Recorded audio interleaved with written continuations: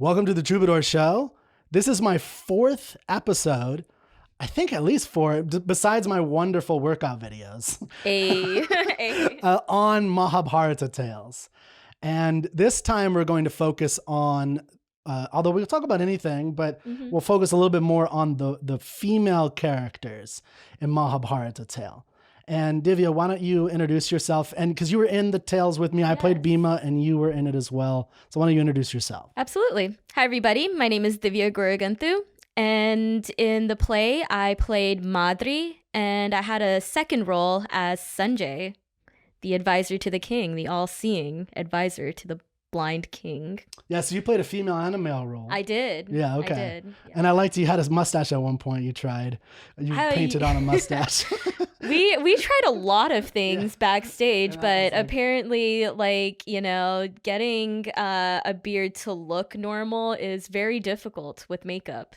You've been interested in, well, first off, can you tell us a little bit about your background with Mahabharata Tales? Yeah, so I am Indian. I grew up with the tales, being told these tales of the Mahabharata. And, it's just like a really big cultural phenomenon in India. I even brought you call them comic books. Let's go with that. Sorry. Like these children's picture books on comic book paper. Sure. Shall we? What did you call them? Oh, just they're children's. I don't know. I call them children's books because they're not actually like in a graphic novel format. Although that would be great. I would love to own a copy of that. Yeah. But you don't think anyone's done that with Mahabharata? I mean, I honestly don't know. It would be amazing if they did. That'd be cool. Yeah, someone should do that. I would love that. Yeah. Well, so for me, it was just the pulp-like paper. Yeah, it's on comic book paper. It was like comic book paper, and then it did have lots of pictures. Yeah. But it didn't have like the grids that a comic book often has. So it was more in like a book structure in terms of the prose that was told. So I agree. Yeah, it is like that, but it just comic book paper to me. So it's a comic book. Sure. Kids comic book. But okay, so you grew up with that kids book when you were young. I had the kids book. I had my parents telling me the story, and then of course there's the whole religious element of it. One of the chapters within the Mahabharata is the Gita, which is a really big philosophical religious text in Hinduism. So that's definitely my background when it comes to the Mahabharata.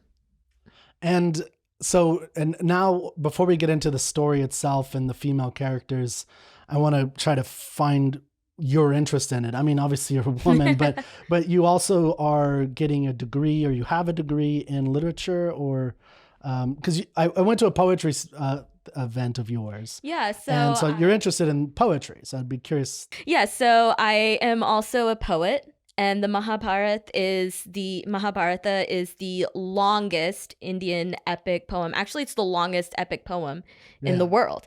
And the whole thing is written in verse, of course. There is a meter to it. The actual structure of the poetry is kind of cool. So they're split up into quatrains, so 4-lined stanzas. Each stanza has 8 syllables per line. Okay. And so you have basically these 32 syllabic stanzas that this whole poem is written in. Oh, so it's like done in sections of 8 quatrains, 8 syllables per line? 8 syllables per line, stanzas of 4, so quatrains. And the meter is kind of interesting. So it's more or less free form for the first 4 syllables per line. And the last 4 follow pretty generally an iambic form.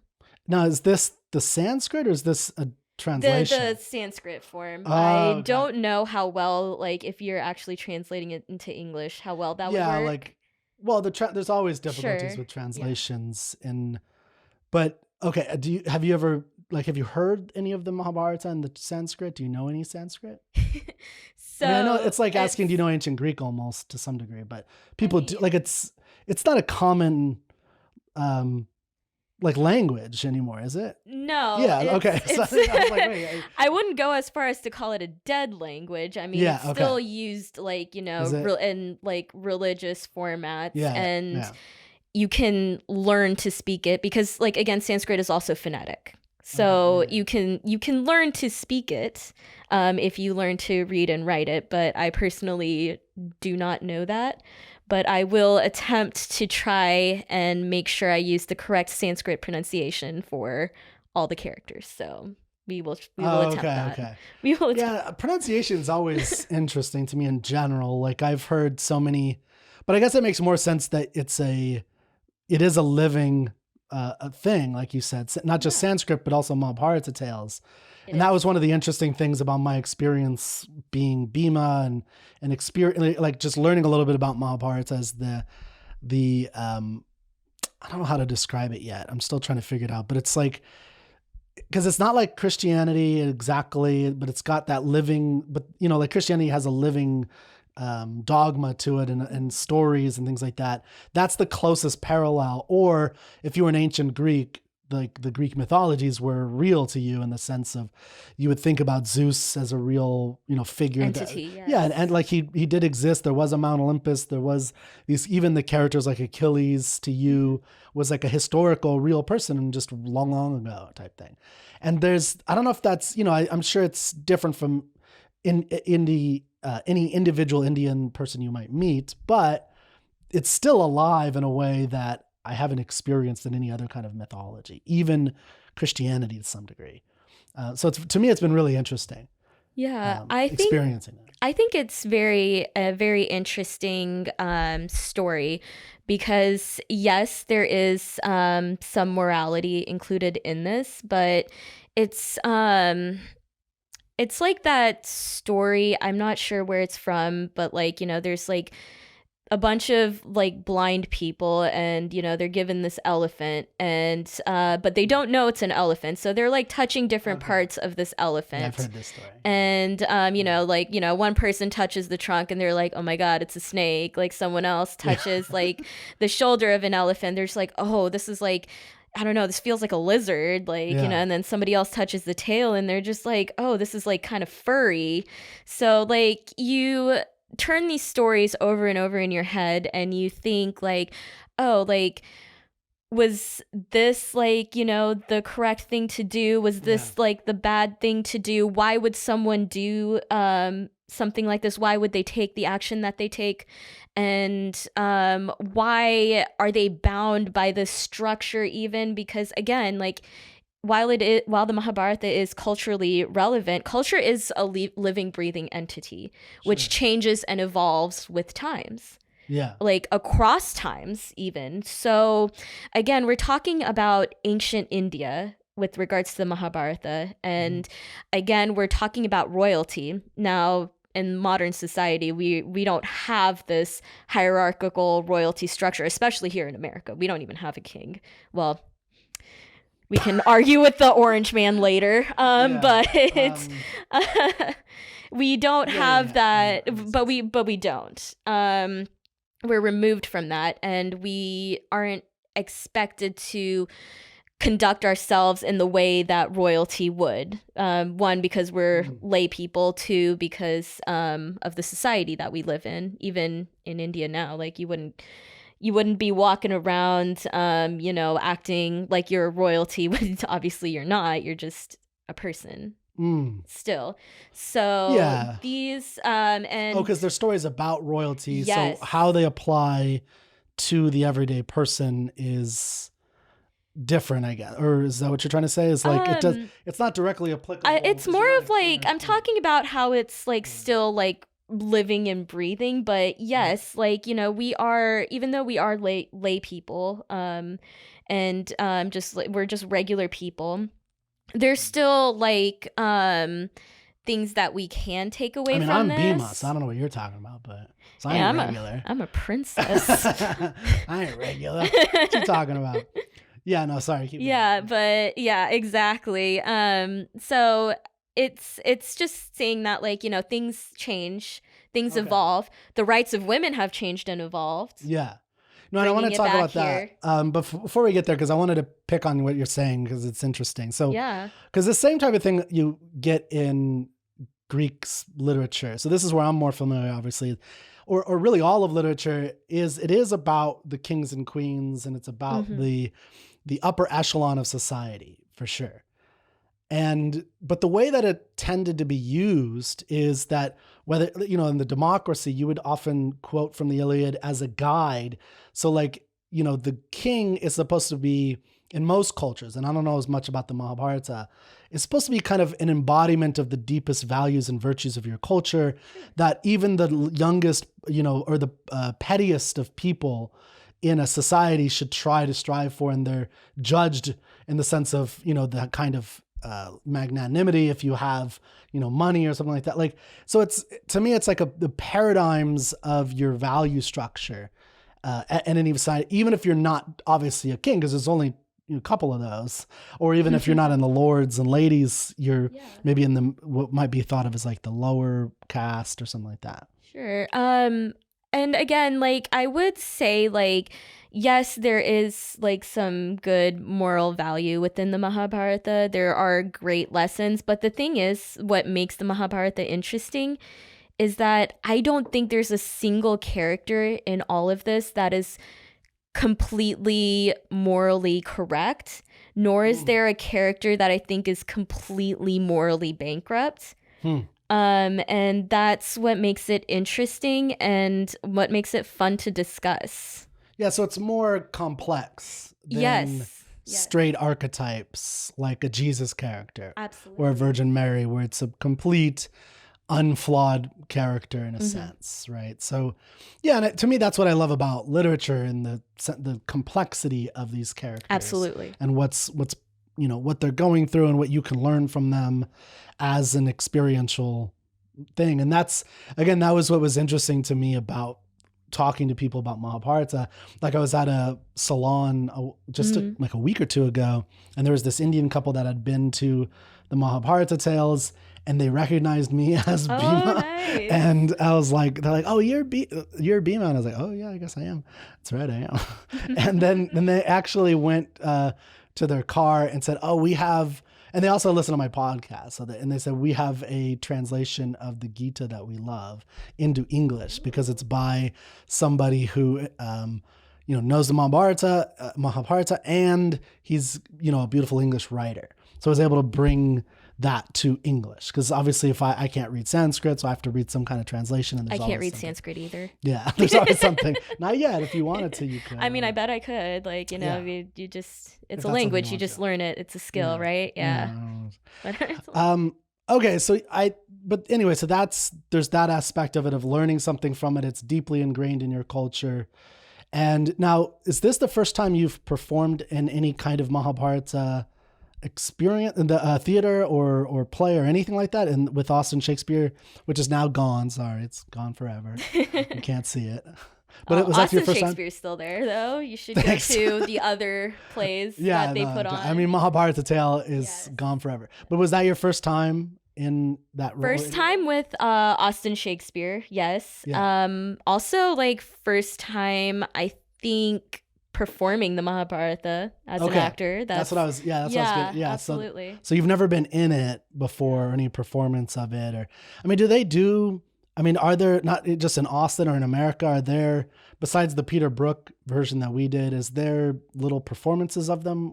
Now, professionally, as like a professional theater company, I don't think so. Okay. But probably like community theater, I do not doubt that's something. Okay, but you've never experienced it or seen it or anything. I mean, like, I've seen like performances of it, like, little kids will like be doing it, like.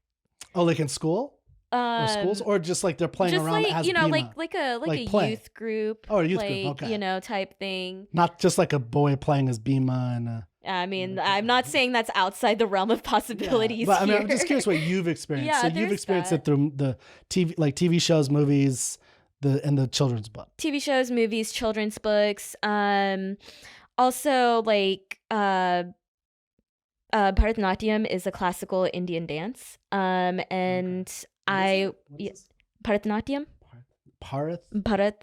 Natyam. Natyam. So Bharat meaning India, Natyam meaning like performance. Huh. Okay. So like and it's specifically a dance form. So we had a dancer in the play, and she performed Kathak. Yes, which is a different Indian classical dance form. Sure. Bharatanatyam's a bit different, and I've had a lot of family members who've actually are Bharatanatyam dancers. I tried for a bit. I was not great, but everybody else will be. So like, okay, I want to ask about this. So Kathak is like interpretive in a sense, right? It's a story. It's interpreting the story. Is that correct?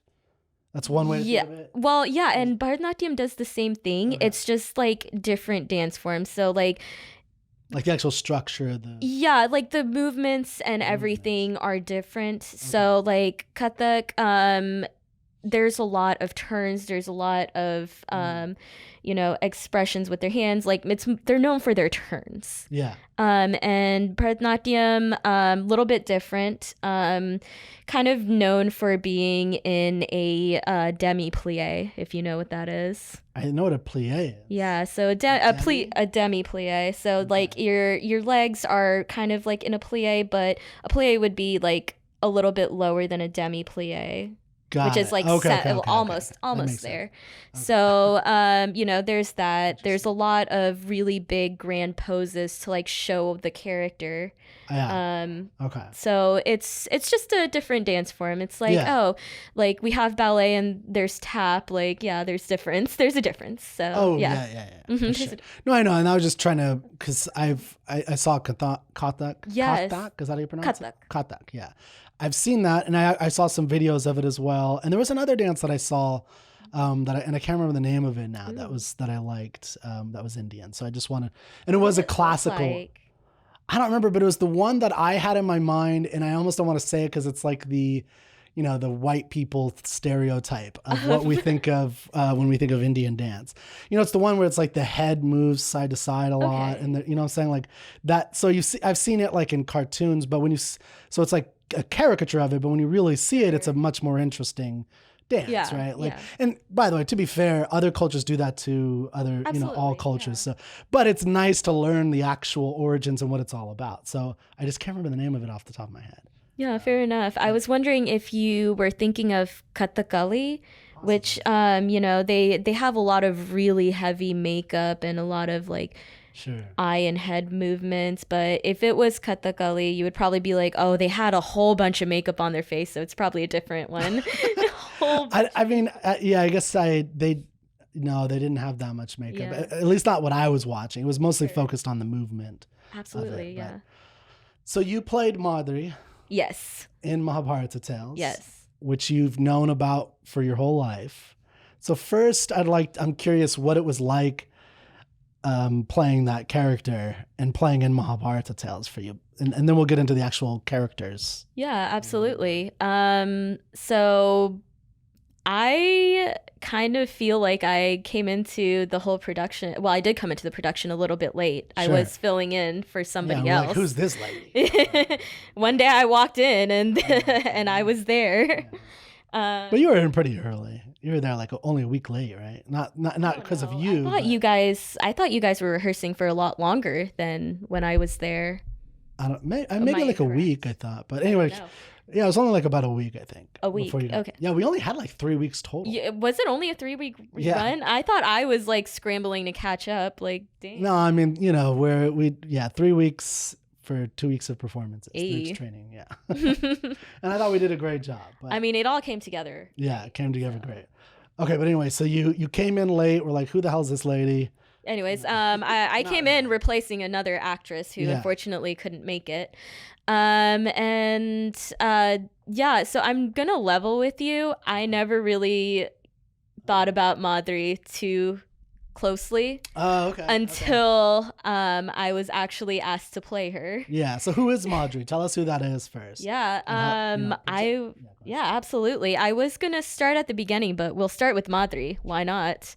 Oh yeah, let's start with Madri and then we can talk about the beginning. Yeah, absolutely. Well, because I want to talk about the characters more For sure. specifically, rather than Oh, the yeah. entirety of the story. But tell it any way you want. So if you want to tell a little bit of like her background, that's great. But she's kind of early on, right? She's an early character. Like, no, I was gonna start with Ganga, man. Okay. Oh, But okay. We'll talk Marjorie, and then let's talk about. We'll go back. We'll go back to so go Marjorie backwards. comes later in the story. Yes. I mean, this is a long story, so there's no way to cover all of it. I mean, you could. We're gonna be here forever. Yeah, exactly. If we want We'll be to here cover all of them. We'll just have to start our own podcast together. That's the whole thing. That's just the whole from beginning Mahabharata. to the end, and we'll just go step by step Oh my through god. everything. Oh, No, that'd be yeah. great. Just Hey, Mahabharata. I mean, I learned a lot from that one Yeah. Sumpti, I think his name was. Yeah, he was the consultant, right? No, that's Srini. Oh, There's another podcast out there that was Anne recommended to me, and it's the whole Mahabharata Tales, and he's kind of like explaining it and enacting some of it. Oh. So it was a lot of fun, and it was the whole thing, and he did a really good job. He's obviously an actor too. Anyway, so Madri. Yes, Madri. So fun fact, Madri isn't actually Madri's name. Of course not. Yeah. No, it's not. So again, we're talking about royalty here. Yeah. And they all have, and so like, you would have titles. Sure. So Madri has her real name, which actually I couldn't find anywhere. Yeah, for whatever reason. I don't know her birth name, her given name, but she is the Princess of Madra.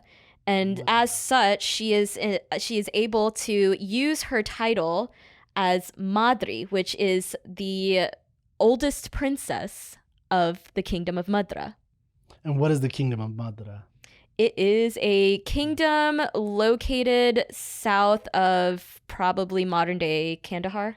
Okay. So now, is it still called that today? No. Okay. No. Okay, but there is a place you can go that is the traditional location. That is. So that's what's interesting to me. Yes. Is like there's that so much of this is like there's actually places you can go that this is claimed to be the actual location. Yeah. Absolutely. And a lot of like Western mythology, Thebes, Troy, there's like a traditional place of where they thought it was, and then it was like they didn't actually know where it really was.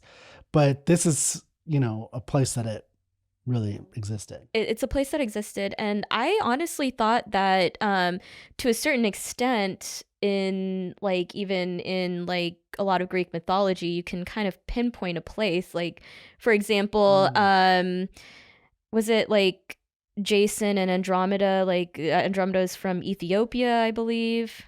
Am I incorrect? So the specific geography, I don't know all of them, but yeah, there's definitely presumed places. So and some of the myths do take place in city-states that existed. Yeah, like for Athens, sure. for Yeah, sure. exactly. Like Athens still exists today. Yeah. So there's definitely locations like that. I guess that's true. But so much of the literature, in my view, is kind of like a precursor to specific lands that exist, like that you could go visit. Yeah, absolutely. That was my understanding of them. But I find it interesting that it seemed like there's more knowledge because it's maintained so long within the culture as like this is part of who we are, that it's like this is where that kingdom comes from. Sure. I mean, it's like, kingdoms fall over time, rise and fall over time, and of course the names change, but we can somewhat locate those things. And I think like also like another character, Gandhari,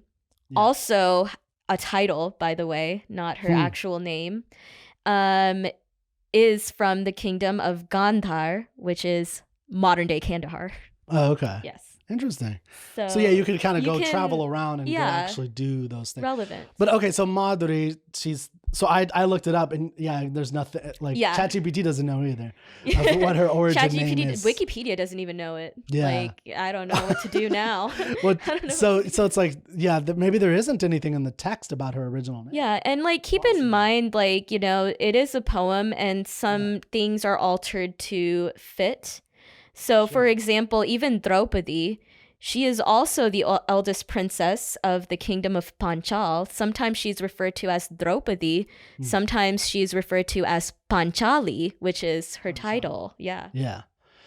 Yeah, I mean, Paris in the Iliad I don't actually remember the history of this, but like Alexander Pope's, he used the Alexander to refer to Paris, which gets very confusing. So they all have nicknames too that go back. But okay, so Madri, she's the founder or she's the grandmother of this. Wait, I'm sorry. She is the mother. The mother of. No, I'm trying to get to the title of. She's the queen of something that. What was the name of the? Oh, she's the princess Thank you. of Madra. Madra. Okay, so she's the princess of Madra, and then what? So, she's the princess of Madra. One fine day, Bhishma pays a visit to her kingdom, and tries to broker a marriage between her and Pandu. Okay. Who is actually Bhishma's dad. Okay. Or not Bhishma's dad, Bhima's dad, your dad. Yeah. He's your dad. Yes. Okay. So, so this is, I'm trying to hold it all together, especially if people aren't familiar with it. So you have Madri, she's the princess of Madra, but just she's a princess, right? Yes. And then you have Bhishma, who's the son of another kingdom. Yes. And they're brokering this like political marriage here. Sure. As all marriage. Yeah, so that would be like, this is why I wanted to kind of start at the beginning, but anyway. Okay. Well, we'll go back to the beginning. Let's just finish this story. Beginning. Yeah. So Bhishma comes by and like brokers this political marriage. Okay. And she's actually the second wife of Pandu. Okay. And fun fact, at this time, Pandu is briefly king. Because his brother, who's his older brother, Dhritarashtra, is blind. Yes. But he is currently the king. So Pandu is currently the king. King of which city? Of the king of Hastinapur. And that's where the battle is about when they get to the actual. It is the battle over the kingdom. Of this kingdom. Yeah. Yes. Okay, so that's Madri, and then there's a deal being made to broker. Yeah. And then she marries Pandu. She marries Pandu, who already has another wife, Kunti. Yeah. But at the same time. Yes. So it's not like she passed away.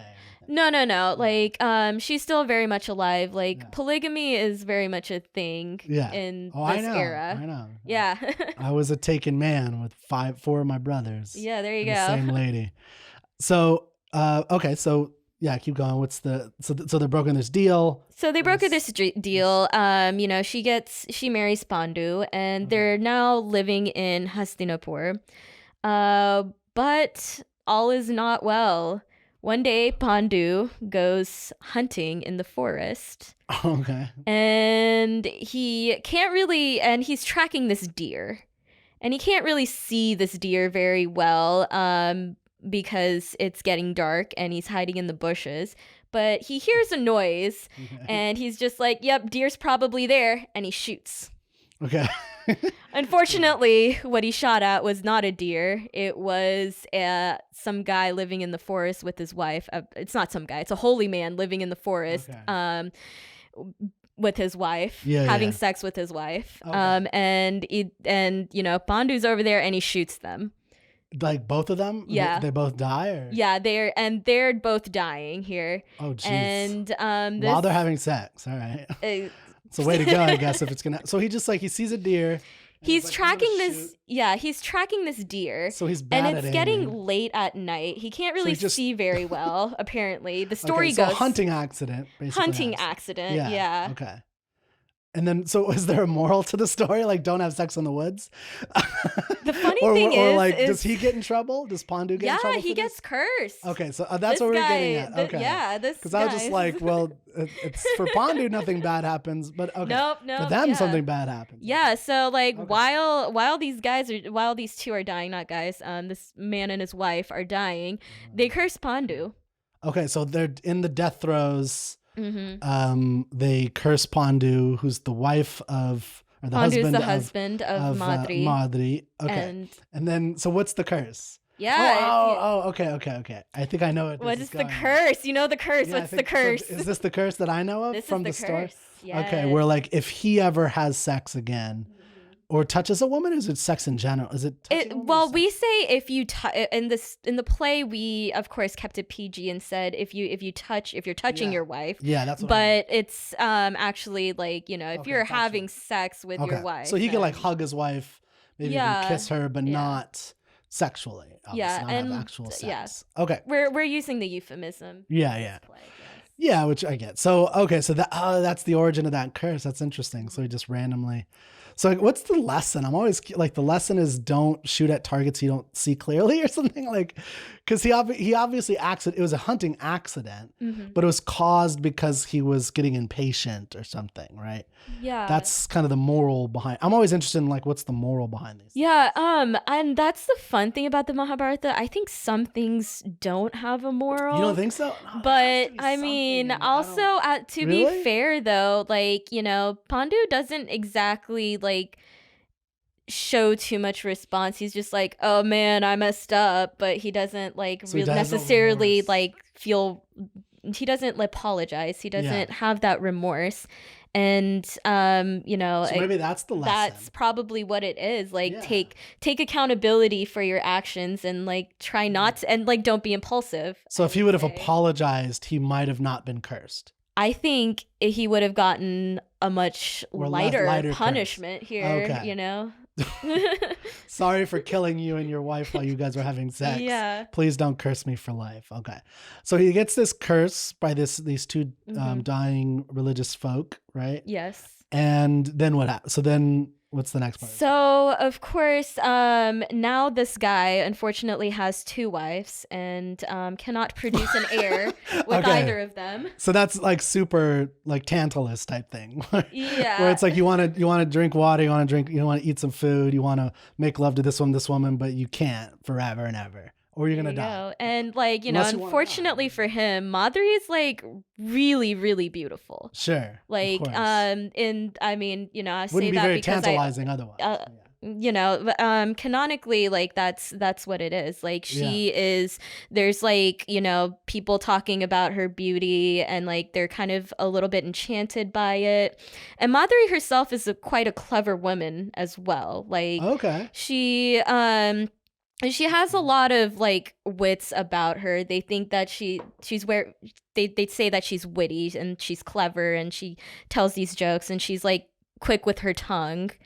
And so you know he has so you know everybody's kind of like, you know, enchanted with her and like, you know, it's like a little bit flirtatious with her as well. Okay. And there's a little bit of jealousy involved between her and Kunti because of this. Well, okay. Funny enough. So yeah. Kunti doesn't have a title. That is her name. Her name is Kunti. Her name is Kunti. Her name is Kunti. And Kunti is not a princess, actually, although she is descended from royal blood. She is Krishna's cousin. Okay. Krishna is a god. Krishna's a god. Yeah. Who is or he's prince an embodied god, right? He's a human figure, isn't it? Yeah, he's an avatar of Vishnu, an avatar of Vishnu. Yeah, so yes. Vishnu is like the holy, in human form, yes. the conscious or the supernatural form or whatever, Yes. and Krishna is the form that's on stage with us. Yeah. Yeah, he's the divine in human form, if you will. Yeah. And so like so anyways, Kunti does have royal blood, but she is a relative of royalty. Okay. Yeah. So but not necessarily like a princess herself. Mm-hmm. So she wouldn't have a title for the kingdom that she's from. Okay. So that's why throughout the play she's only referred to as Kunti. Yeah, sure. Or the mother of the Pandavas. That's another epithet. It's the most important thing, yeah. Yeah, of course. My mom is the most important thing. That's Kunti was, yeah, right? Because that was Bhima. Okay. Yes. Okay, so they're jealous. So there's and Kunti's Kunti's can't have either of them. Yeah. At least not in the physical sense. Yeah. We'll come back. We'll come back to the jealousy behind it a little bit later. But I mean, but we can unpack it. So, you know, there's a little bit of like jealousy involved in there. So like, you know, she's like, there's this beautiful woman here, who's like now the second wife of Pandu, and he seems to like her a lot more than me. Mm-hmm. And she's a princess. She has a very important title here.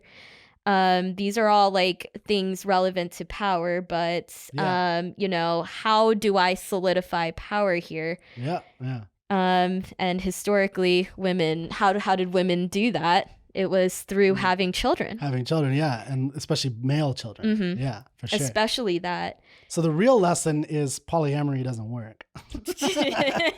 Someone's going to be pissed and someone's going to be trying to vie for power and someone might get poisoned or something. But, you know, of course, luckily, like Kunti is gifted this mantra to be able to have a child by a divine being. And yeah, so this is like she can evoke something with words, and then she's able to have a child through these words. Okay. Yes. And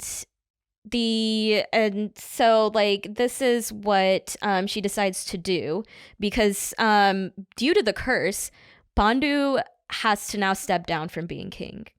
Because he can't have male heirs. he would be able to produce an heir. And that's essential. Same thing why Bhishma cannot be a king, because he gave up the ability to have kids. Yes, he takes that vow of celibacy. He takes a vow of celibacy. Yeah. So, and this is why so now Dhritarashtra takes the throne, the blind king, Pandu's brother, the blind king. I'm getting it. Yes, little by little. There you go. He ascends the throne. So, but still, like, you know, Pandu's now back to being the spare and not the heir, but we still have to solidify power here. Sure. If you will. So Kunti tells Pandu like, hey, I have this mantra. Who should I call upon, you know, to have children? And so, you know, Pandu kind of gives her direction on that. So he calls, in the play, they say, I want to call upon the god of Dharma, Dharmaraj. And so they have a child by him who is... Is that Bhima? No, that's Arjuna. Yudhishthira. Oh, okay. So define Dharma again. Who is this god? I've heard this before. Yes. And other people on the show have explained it, and I'm still a little confused. But is this like duty or similar to that duty? Is probably the best English equivalent of it. Yeah, I know it's got to be more complex. Yeah, I would say it's something like duty, purpose, all wrapped up into one. Sure. Being righteous. Yeah. Righteous duty. Okay, I've heard that before. Okay, so the god of that righteous duty gives birth to Yudhishthira. Well, Kunti does, but yeah.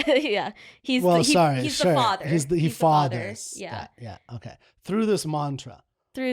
And in the story, do they consummate or is it just literally a mantra? And okay, it doesn't say in the story.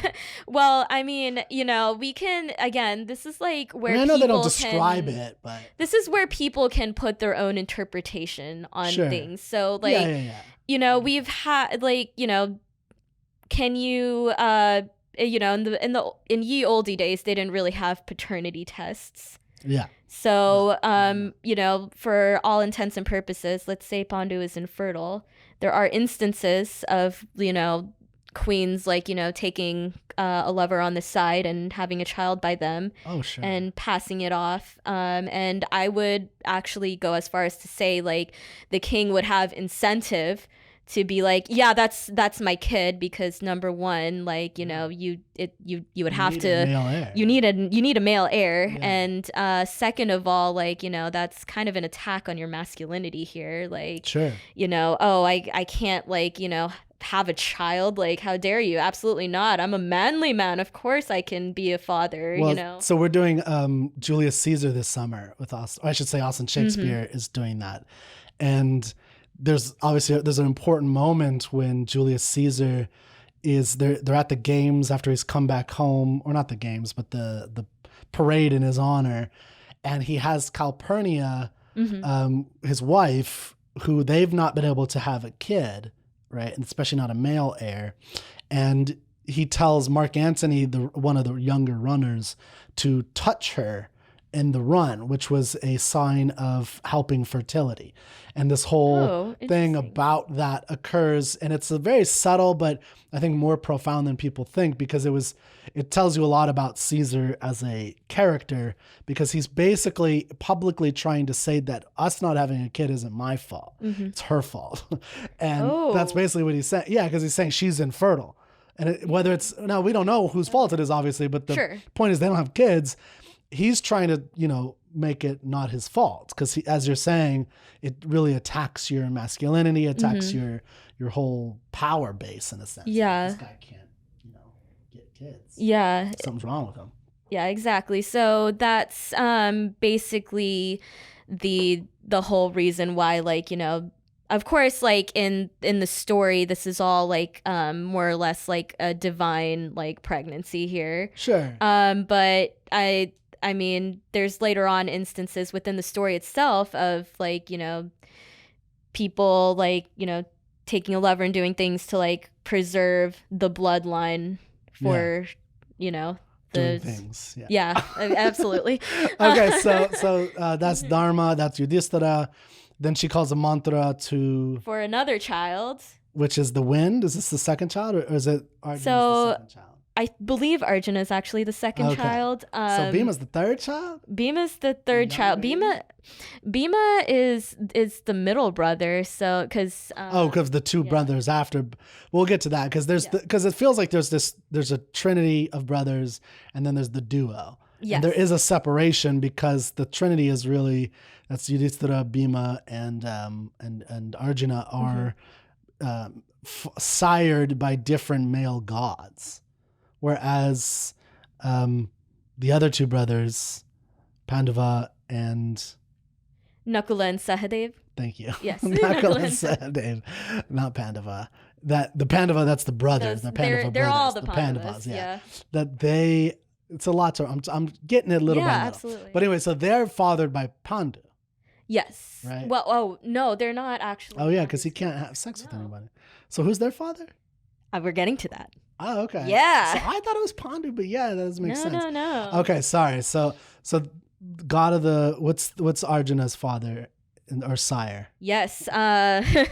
Arjuna's father is Indra. Indra, that's right. Yes. And Indra is god of what? They call him the king of gods, but more like he is kind of like this celestial body, the god of the sky, basically. Yeah, so he's like a Zeus. He's kind of like Zeus, I guess, in a way. Or even above Zeus, there's a character. He would occupy a role similar to Zeus. Okay. But he's like the king of the gods. He's the main god. So that's what Zeus is. So obviously there's different. Zeus is like a lightning god, but he's also a sky god. Yeah, absolutely. Yeah. So I would say that parallel is. Obviously there's differences in a lot of ways. Oh yeah, for sure. Okay, so 100%. That's Arjuna, and then he calls upon who's your dad, Bhima? That's the god of the wind. Yeah, Vayu, the god of wind. Yeah, god of the west wind, or is it just any wind? The wind. Just the wind. The wind. Okay, the wind. Just the wind. Which I don't understand what that related to with strength. I would think that the Zeus or the Arjuna's Indra. Yeah. Indra would be the strongest, would give birth to the strongest, but it's just the greatest warrior. Yeah, he's the greatest warrior. And again, wind's pretty powerful. We live in Texas. We've been in a tornado or two. That's true. It's the wind's pretty powerful, and yes, Bhima is very strong, but he's also quite swift. Oh, is he? Dude can run. Really? Okay. So that we left that part out of the play because I just didn't embody that for sure. Well, there's a lot of things that we had to cut from that play because it was only 2 hours long. Yeah. So of this 200 hours or 500 hour play or story. Okay, so that's the three main Pandava brothers. So those are the three older Pandava brothers, and they're kind of the big movers and shakers here. But then Now Madri is also realizing that she doesn't really have a strong footing anymore here. She's again, first of all, she's the second wife. Yeah. But and also like because this is Kunti having all these kids. Just Kunti's had all these children. So Madri's not having any of these kids. Madri hasn't had any children so far. And I knew this. Okay, sorry. Yeah. So the Pandu's the father in spirit or in his mind. He's not the consummate father of these five children. He's not the biological father. He's not the biological father. Let's he's call the it that. stepdad. Yeah. Okay. Yeah. And so now, and like again, Madri, she's a princess. She's used to people treating her a certain way as well. And now she's kind of fallen pretty far in status now that Kunti's had these children. Yeah. And so she uses her wits and her like gift of gab to kind of sweet talk Kunti into also like sharing that mantra with her. Okay, yeah. And so she invokes another deity to have her twin sons. And this is going to be fun. So this is gonna be fun. This is a fun story, mostly because like so astrology is also quite relevant within the ancient days, and also I'd argue today a lot of people are into astrology. And even today, like if you were getting married in a Hindu ceremony, you would take the bride's birth chart and the groom's birth chart to kind of determine a date for a wedding. That would be an auspicious day. Interesting. To do that. Okay. So it's very much part of like, Hindu culture and religion that's kind of intertwined in there. So keeping that in mind, I am a Gemini. Okay. I don't know. Sorry, and I don't this know is relevant because I know I'm a Cancer. That's all I know. Yeah. I mean, I've heard of Gemini. Yeah, I'm a Gemini. Gemini is represented by the twins. Oh. And their constellation is, and within their constellation is a binary star system. Okay. Called Pollux and Castor. Oh, okay. Who are Pollux and Castor? Founders of Rome.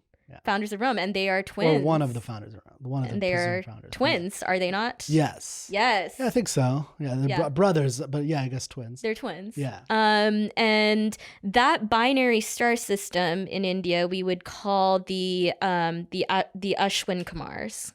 So that's the astrological sign from in India. That is actually the binary star system. That would be like. Yeah. What it's called. Yeah, that's what if you're in India, that's what they call it. That's what it's because the astrological signs, they don't translate. They translate, but they're not the same. So you wouldn't say Gemini.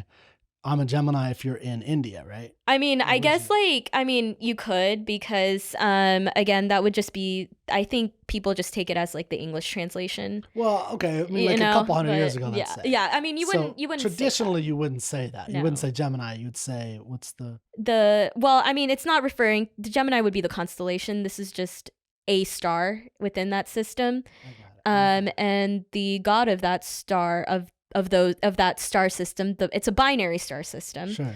They're called the Ashwin Kumars, and they are twin brothers. Yeah, so it's the same kind of thing because you could see that in a lot of different parallel cultures. Yeah. Well, just like because you're all looking up at the same stars. Absolutely. And then you're just making stories up about the stars. You just have different names and different types of things. Same thing, you make river gods, and everyone has rivers. And everyone has rivers. They have river gods. Not everybody, but everybody should have a river. Everyone should have a river runs through. Yeah. Okay. So all right. So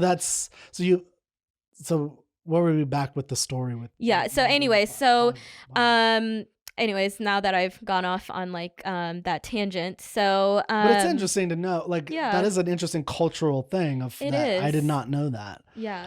And especially about the picking of marriage day. Yeah. Do they because arranged marriages used to be and sometimes still is prevalent. Do they use the astrological signs sometimes as relevant? Yeah. So two a So- way to like. So are they like they can't be together because it's like Gemini Cancer can't be together? And that's Sure, yeah. I actually don't know like how all that works, but Okay. yeah, they do. They do look at that That's interesting. as a thing. I'm sure. I Well, mean, I'm sure that happens in every. now, as far as like how much like each individual person believes in that, like I don't know. I think you Yeah, can yeah, kind yeah. of just hand wave that away, but it is very much like still a thing. Yeah, interesting. So. Okay, so yeah, back to the story. But I never knew that. It was interesting. Yeah. But yeah. Yeah, so Madri instead calls upon, again, like this girl's using her brain. She calls upon a twin deity. Yeah, because she's trying to match the three. Yes, Right, and so she that has, makes sense. and so she calls upon the twin deities, Yeah, and has twins by this twin deity, yeah. who are Nakula and Sahadeva. Nukula and Sahadeva. Mhm. Yeah. Okay. And these two guys also are said to inherit Madri's good looks. Okay. For whatever reason, Nakula is the slightly hotter twin. I don't know how that works out, but No, twins that's- like yeah. if they're not like twins don't have to look alike. I mean, they're supposed to be identical twins, but Oh, sure, yeah, they're supposed to be identical twins. Okay, that's interesting. yeah, but Do the all slightly identical twins look better alike? looking. Yeah, I don't know. Okay. Anyway, keep going. I don't know, but I don't know the that's- biology. that's- I thought because I know a lot of twins and they don't often. I don't know that many identical twins. I identical guess. twins. Yeah, I guess. Like I'm imagining that's way more rare, but I could be wrong. Yeah, I mean, identical twins I think are rare, but I'm not sure. Yeah. Twins is rare, but not that rare. Yeah. I think identical twins would be really rare. I Would be assume. very rare. Yeah. Okay, so these are identical twins, but there's a hot one. There's one that's apparently slightly better It's looking. maybe like just the I don't know. charisma. Maybe. Right? Like personality has something to do with hotness. Yeah, and like Nakula is also supposed to be like really emotionally intelligent as well, so that might also play into that. Yeah, I think so. So sense. and he's also so Hopefully so our personalities can have some effect on our hotness. Otherwise I'm screwed. God. Okay, so you have these 5 brothers now. yeah, so those are the 5 brothers. Yeah. However, Madri is, well, I mean, again, this isn't her fault, but Pandu still wants Madri. Yes. Yeah. Well, of course. Yeah. That's his wife. He loves wants her. Yeah. He wants to be with her. Yeah. So, one fine day, he, approaches her and he's like, I really want to be with you. And she's just like, dude, you're going to die. Yeah. Like, do you understand the gravity of this? And he's just like, I don't care. Like, Yeah. I love you. I want to be with you. And she kind of doesn't, and Madhuri doesn't really put up too much of a fight because, again, Does she like him, do you think? Is it clear in the story? So here's where things start getting murky. Okay. Because, again, first of all, they are husband and wife. I don't doubt that there's love between them. And a lot of marriages where there's not love, even today. Sure. I mean, that's especially when it's an arranged marriage or it's a political marriage. I mean, it is a political I'm just curious, marriage. if there's anything in the story that's like she had some feelings for. Like, there's the story of Bhima. So I know this, of course. Yes. Like, he gets a woman who loves him because she likes his strength. Yeah. Right. So, but she actually she seems to actually like him on some level. So I'm just curious if there's anything like that in the story. Yeah. Again, that's it's the whole thing is very muddied. Sure. Yeah. I will say that it's mythology, and then on top of it, there is, the story's written by men. Sure. Yeah. So how often are they actually sitting with what a woman thinks? Yeah. I don't know. And then on top of that, well, they don't know it as much. Sure, even if they think about it, they're not as. It's just impossible to be with it. Yeah, I mean, this is why you want female writers, so you can have some insights into, I love Jane Austen and Charlotte Bronte and all that, because you get insights into women that you just, even if you're a good male writer who's very intuitive, you can never fully know what it's like to be a woman, really. Yeah, fair. I don't think. And then on top of that, how consent is now a murky thing, because now Consent consent in our life is a murky thing, or in their lives in the story? all of it. You think it's murky today? Well, like, Feels like it's less murky than ever. It is less. It is. I think. I say it's murky in the sense Bringing up that a hot topic. No. Yeah. Oh, yeah. No. Like, don't get me wrong. Okay, so I think in modern society we have a clear cut, like, yes, I consent. No, I do not consent. This is I'm under duress and I'm consenting, and I'm saying yes, but I don't actually consent. Like, there's that whole thing. But then there is, like, in ye olde days, like, and then on top of that you have, like, an intimate relationship already, supposed intimate relationship already with a husband and a wife. And there is, how much are you allowed to say no to your husband? Yeah. Like, back then. Yeah. So, well, like, and different cultures are different. Yeah, and different. Yeah, but, like, different even back then, like, how much would you say no? And even, like, well, like, it was much more, in many cultures it'd be much more permitted to hit a wife, like to hit your wife, and even sometimes encourage. I think the Bible even has things about this, and many texts have this type of thing. What, about, for not, like, if she like, doesn't if want to have sex or something? She's not doing, the types of things you want. There's, proclamations about how to treat a woman who's not obedient in that way. Because to be an ideal woman in many cultures is going to be obedient on some level, right? If not a major level. So that's often there. So I would imagine. So I'm saying all of this to say, like, I'm not saying that Madri didn't want to have sex with Bandhu, but I'm not saying, like, how much of this is, like, her own agency and how much of this is her really just kind of, like, sure. I mean, what I mean submitting is, like, to her husband, like, yeah, and there's probably that, and but what I'm curious about is in the text itself. Like, you get with Draupadi, like, she seems to want to have sex with Arjuna, right? Yeah. That's the sense I get in particular. Sure. Maybe the other brothers as well, but particularly with Arjuna, I got a sense that there was some real affection. So does that mean she had consent in all encounters between him? I don't know. Probably not. Or that, it's just a forced consent where it's, like, expected, so she just did it even though she didn't want. Yeah, that's a more complicated issue, but I'm just curious. Something else. And I would say, like, and again, this is what makes the characters so interesting, because, there's that gray area, and, like, there's a difference between, like, how much agency each of these female characters exercises and how much they can exercise as well. So now, as far as I know, you asked, like, how much does Madri actually love Bandhu? And that's why I started this whole, like, conversation, like, sure, like, we can have that interpretation. Yeah. We can have that, maybe she cares about him on some level.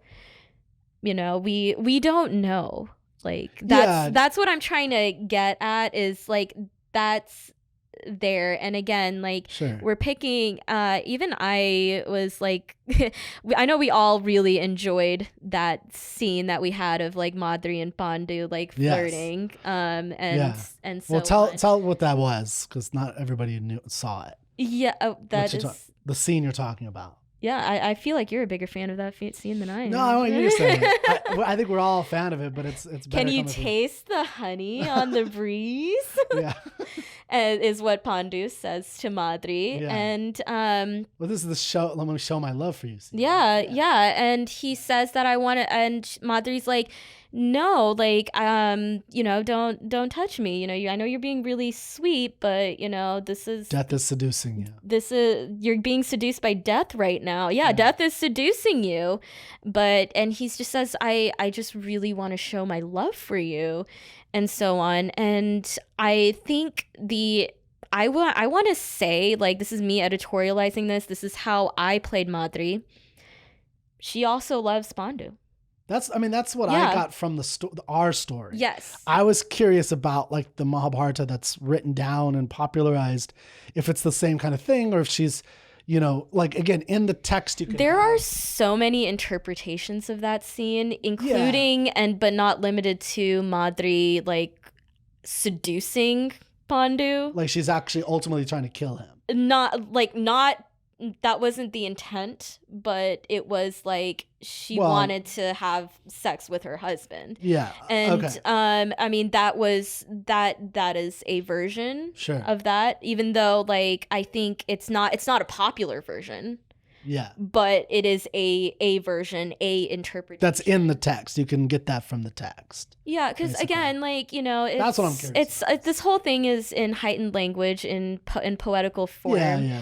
You would have to very much like read between the lines and think and like figure it out. Like my interpretation of it was like Madri also loves Pandu back, and that's from our story or from the actual from what I, you know, from my own your like, own understanding of the text. She does have a feeling. Yeah, she does like that was mine Pandu. just but from what I saw. Okay. Yeah, and that's what I've interpreted as, you know, like throughout my life, that's what I interpreted it as when I was playing Madri. So like but I mean, you know, as far as what actually transpires, I can't say. Yeah, no, I know. But I mean, this is the issue of literature and art in general, is that there's multiple ways you can interpret something, but there's still, and I do think there's like better and worse ways of interpreting literature personally. And there's definitely things in the text that indicate what the story is trying to convey. You know, so I don't know. That's just what I was curious about is I think in our story, partly because of the way you played it, but also just because the text itself and our version of Mahabharata, our interpretation is that Madri did love Bandhu on some level. Like did care about him because you tried to genuinely stop him. That was what I got out of the story. By the way, this is one of the things I love about theater. It's just like it's your interpretation, and it's the interpretation of the author and the director and things like that. Versus if you go to the Sanskrit, it's probably more complex and there's more things going on. But I still think even there you'll find some interpretation of it. Like we could see, you know, there's all kinds of stories about this kind of relationship, and you can have multiple interpretations, but there's often something that the author of that particular version is trying to convey. Like just one example is like Guinevere. Do you know that character? From like King Arthur. Yeah. So she's the wife of King Arthur, but Lancelot is her lover. Yeah. Becomes her lover. So it becomes a whole series of stories, and depending on when you track it, it becomes like different values are shown through that. But it's the author, so it's the same character, Guinevere and Lancelot, and the author has different interpretations, or different authors have different interpretations. So like there's one of the first ones is by Chrétien de Troyes in like the 12th century. And it's like in that one, Lancelot hesitates to go on this cart to go, you know, because he's basically without a horse. And so he finds this cart, and this guy's like, get in and I'll take you to where you need to go save Guinevere. She's been captured. And he hesitates for just like 2 steps. And then because going on a cart is a big no-no for a knight. It's like a big disgrace. Okay. So it's called the Knight of the Carts, I think is something like that as the story. Yeah. Anyway, so he goes and on his adventures, he saves all these women, and eventually he meets up with the person who's kidnapped Guinevere, fights, and then Guinevere refuses to talk to him. And he finds out later, the moral of the story is he finds out later that she was upset with him because he hesitated. And so because he hesitated to get on this, cart, which would dishonor him, he didn't show himself to be an ideal lover. Right. So it's an interesting thing about changing values at this time. And, I'm very interested in the troubadours. My show is called Troubadour Children. Oh, yeah. And one of the changes that happens with chivalry is the putting on a pedestal of a woman over even your own honor, which was something in historical in the West was the Fascinating. opposite. Yeah. Right? Like through all of history, you would never put a woman, even your lover, above your own honor. But here we all of a sudden start having stories of chivalry where it's like doing everything for this ideal woman of a lover. And that's so, but then if you move to like, you know, the 1500s, you'll have a much more in-depth story by Thomas Mallory in his version, Le Morte d'Arthur. And one story that I like, but is like basically Victorian, is Alfred Lord Tennyson, The Idylls of the King. And he basically blames everything on Guinevere. The whole collapse of the Round Table, it's all Guinevere's fault. And it just like, but the point I'm trying to make brought in this long story is just these different iterations of the same character embody different stories or different values. And I think that obviously the same thing is with Mahabharata. Yeah. But with Mahabharata, I think there's a somewhat official version still. Yeah. In a sense, like a holy version almost. And so in that is where I'm curious, you know, what Maudry's experience is. Because once you have that solidified as an interpretive lens, then you are able to. Well, here's where it actually, there isn't necessarily like a one story to rule them all, so to speak. Okay, yeah. There are different versions of it, and keep in mind again, India's a big place, and it's historically been fragmented with like different kingdoms and so on. And they have their own interpretation. And they have their own stories added to the Mahabharata. Yeah. They have their own stories like, you know, taken out of it. They have different they have like, you know, different characters doing slightly different things, like, and probably not like some of the main characters. Like I think Arjuna is always going to be Arjuna like throughout, but he might have some extra adventures. Bhima is always going to be Bhima, but he's going to have some extra fun adventures, you know? Sure. So but it's also how they've crafted the adventures. Absolutely. Right? Like what he does, maybe he's more brutal in one version versus another. Yeah. And again, these guys were wandering around for quite some time. They've covered some ground, so you know, they probably have like stories of them acting different as they are in different environments. So, okay. So yeah. And I think, like I said, the interpretive thing is very interesting to me just because I think how you interpret literature and how a society interprets it says a lot about their values. Absolutely. That's what I was interested in. So like the Madhuri Pandu thing, it seems like a little moment, and we've talked about it for like an hour. Yeah, it but is. It's actually and the a thing big is, moment. It's a very small moment in this very epic poem. But we are dissecting this one mostly because I played Madhuri. Yeah. And up until now, I didn't really dissect the scene. Yeah. Up until like, you know, I actually had to do it. So that's what we're doing here. And I guess in the interest of pushing the story forward. Sure, yeah. Like what happens next? You know, of course, like, you know, Pandu's cursed. Yeah. Yeah. Which is his own fault. Pandu's cursed. It's his own fault. Yeah. It's Pandu's own decision to, you know, get intimate with his wife. Mm-hmm.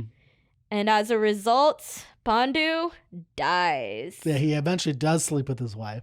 Yeah. Does he get to sleep with her, or does he like the moment he begins dies? Does he at least enjoy does that in the story? I mean, I just hope that people, you know, I just want the poor guy to have one climactic experience before he fucking dies. Poor guy. Right? Don't you feel that? Like, I think. Does the Sanskrit say he goes, and dies? Is that in the Sanskrit? I think our interpretation is that, you know, they finish and then. That was the interpretation. Yeah, it was like an interpretive dance that you guys did. In a sense, an interpretive dance. Well, cause not a dance, but because I remember you guys had a we did have an intimacy coordinator. Yeah. And I saw it once, and it's not like they're simulating anything, but he makes he climbs on top for a second, makes a noise, and falls over. Yeah. Basically. Okay, so yeah, in our interpretation, he got to enjoy the time. Yeah, and again, I think I'm gonna go with sure. I don't know, the actual text is just and then he dies. Yeah. So up to interpretation, yeah. you know. At least the version one of that those I've read. So again, Yeah. multiple versions, Oh, yeah, multiple, and also it's like it's an oral like tradition, right? Yeah. Like, you know, these stories have been told by word of mouth far more than they've ever been written down. Yeah. So No, I know. So it's just interesting to me. I don't know, these little details, because the little details to me is what makes art. yeah. It's like these specific details. So I'm curious what's in it. So in our version, I think it was, again, the interpretation is that he got to enjoy, because it's like if he doesn't get to enjoy the sexual experience, then he died for nothing in a sense, right? Yeah. So like yeah. then it's another story in that moment of just like he just made a dumb decision and basically just killed himself for no reason. Sure. But at least he got to have one pleasurable moment and then die. Sure.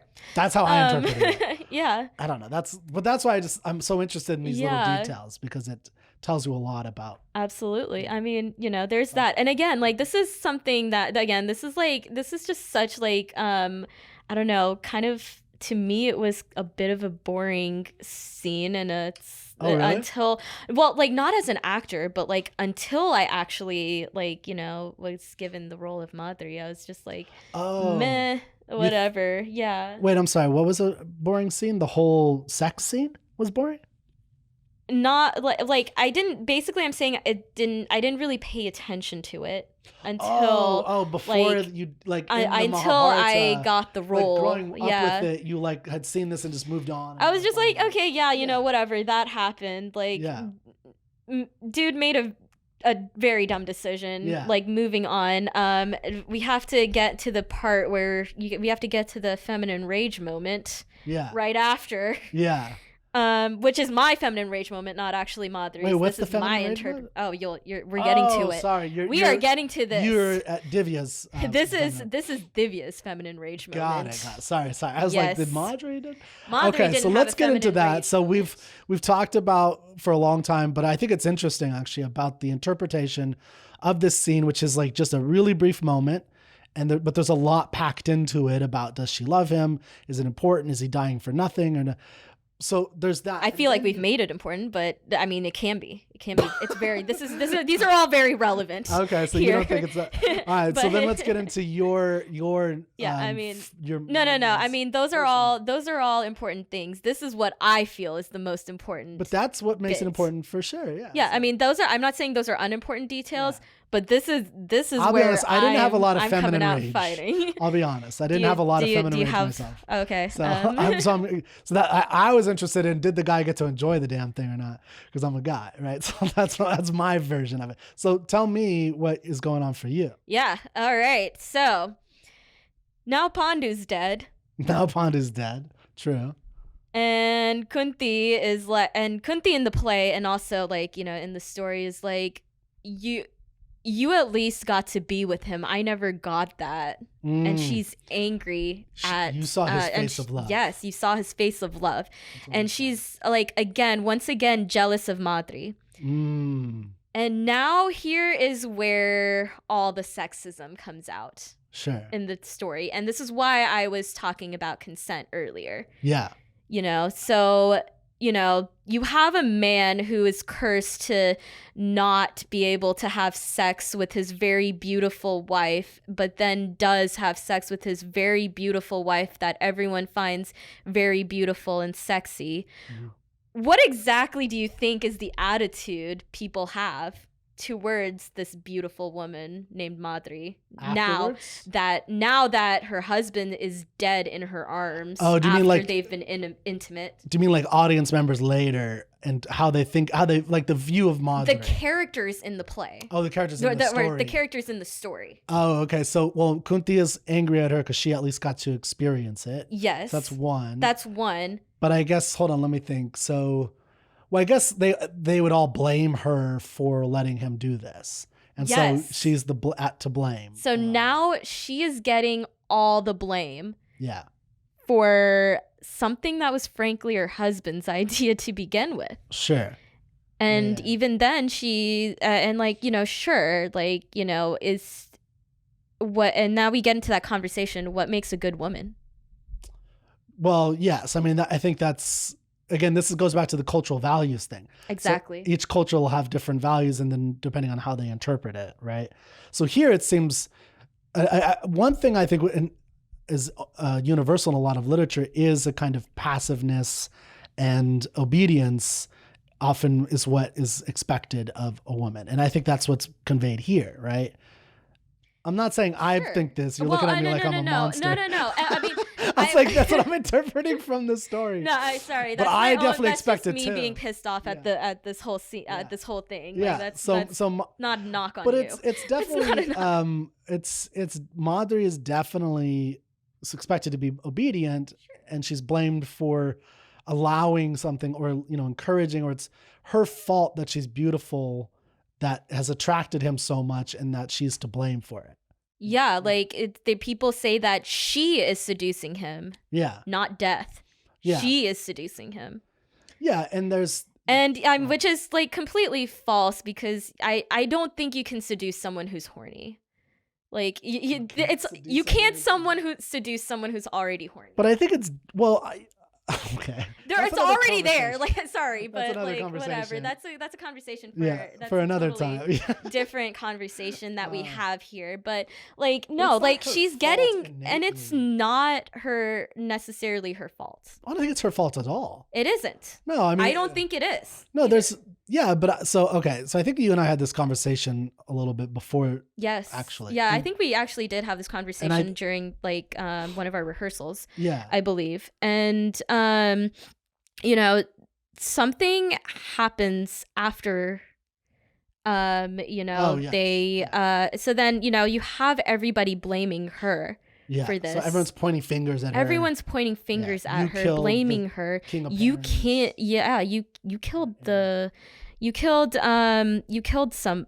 your husband. Yeah. Let's call it what it is. You've killed your husband. You've killed basically the crown prince of this kingdom. Yeah. Not he killed himself. But. Yeah, which I mean, it's completely by his own deal. And what I know that you have children, but everyone's like just blaming her. She's not having a good time. Sure. Her husband's dead. Yeah. The only other person she really has with her is Kunti, and she's also like pissed off at her too, frankly. Yeah. And she has these two very small children. They might even just straight up be babies at this point still too. And she has nowhere to go. Mm-hmm. She has nowhere to go. And what does she do? She throws herself on the funeral pyre of her husband. Yeah. And so, I mean, talking about interpretations and cultural values, so I think that's definitely representative of a particular view of women. For sure, which, is so. I think some cultures make women dress in a certain way, because, and I've heard this like in Middle Eastern cultures, and part of it is that men have uncontrollable urges, and to wear something that shows skin or shows is your inviting body, you're asking for it. Sure. So that's been a cultural.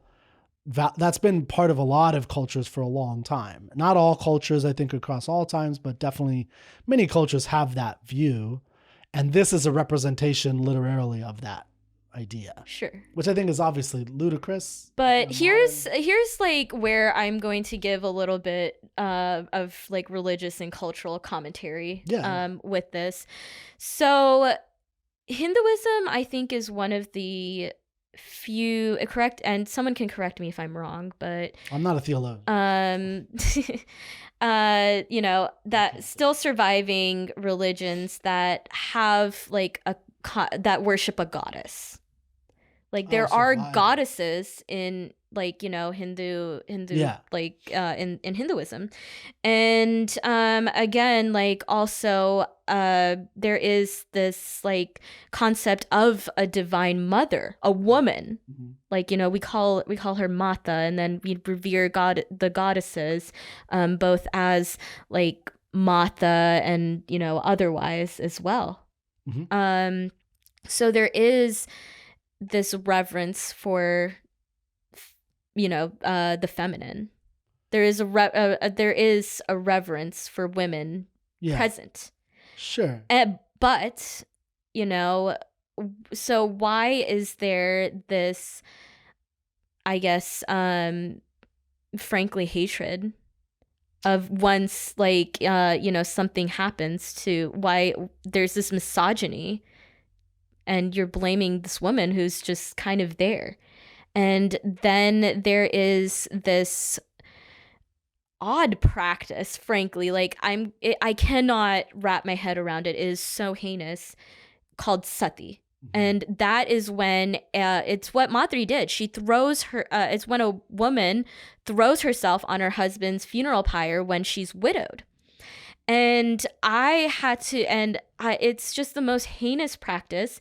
And it's not even like consistently enforced. Like, not every widow does this. Yeah. And so, there's also some really like horrific stories that, like, people tell in hushed tones of, like, people pushing the women onto it. I like, they and want to do it. Like, thankfully, like, that's not a practice anymore. Yeah. But as far as I can tell, like, this is like a disgusting, like, practice that came from an actual like different like funeral custom. That what would actually happen is men and women would do this. You would lie down next to your partner, no fire involved. This is before, like, you take them to the funeral pyre. You would lie down next to your spouse, and this is like the time where you would say goodbye to them. Like, you would say goodbye to them, say goodbye to, like, the connection, the partnership that you had, good times, bad times, whatever you guys shared together. And then, once you take that moment, you get up, and then they would take the spouse to, like, the cremation. So that is, and so then there's like this horrific corruption of that, like, practice that, I think that's how this thing came about, but even then, like, there's nothing that I can really wrap my mind around it. So again, that's my interpretation of why did Madri commit sati. That would be because she had nowhere to go and nothing that she could really do. Yeah, so, I don't know enough about the cultural practice of sati. Sure. I'm also really intrigued by, and just from obviously being disconnected from it. I'm glad, obviously, no matter what has to be done with, but I am curious why also it happened, what it meant, what practices, because usually when you study these things, you can learn a lot about the political machinations, how they, why they were, like, for instance, why were certain men in medieval times castrated?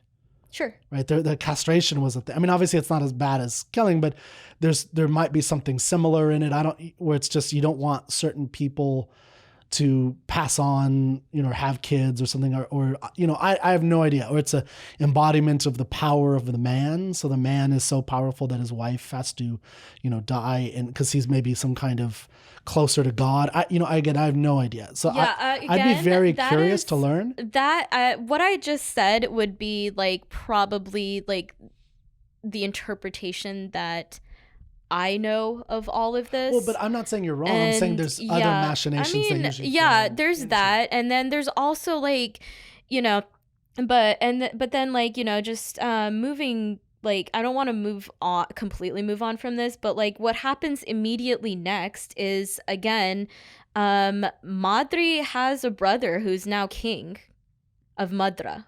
Yes. Oh wait, who is this? And he briefly shows up in our play, but of course, a slightly bigger character in this whole thing. Who is this? He is King Shalya, who drives Karna's chariot. And why? And yeah, whose side was he on? He was on the side of the Kauravas.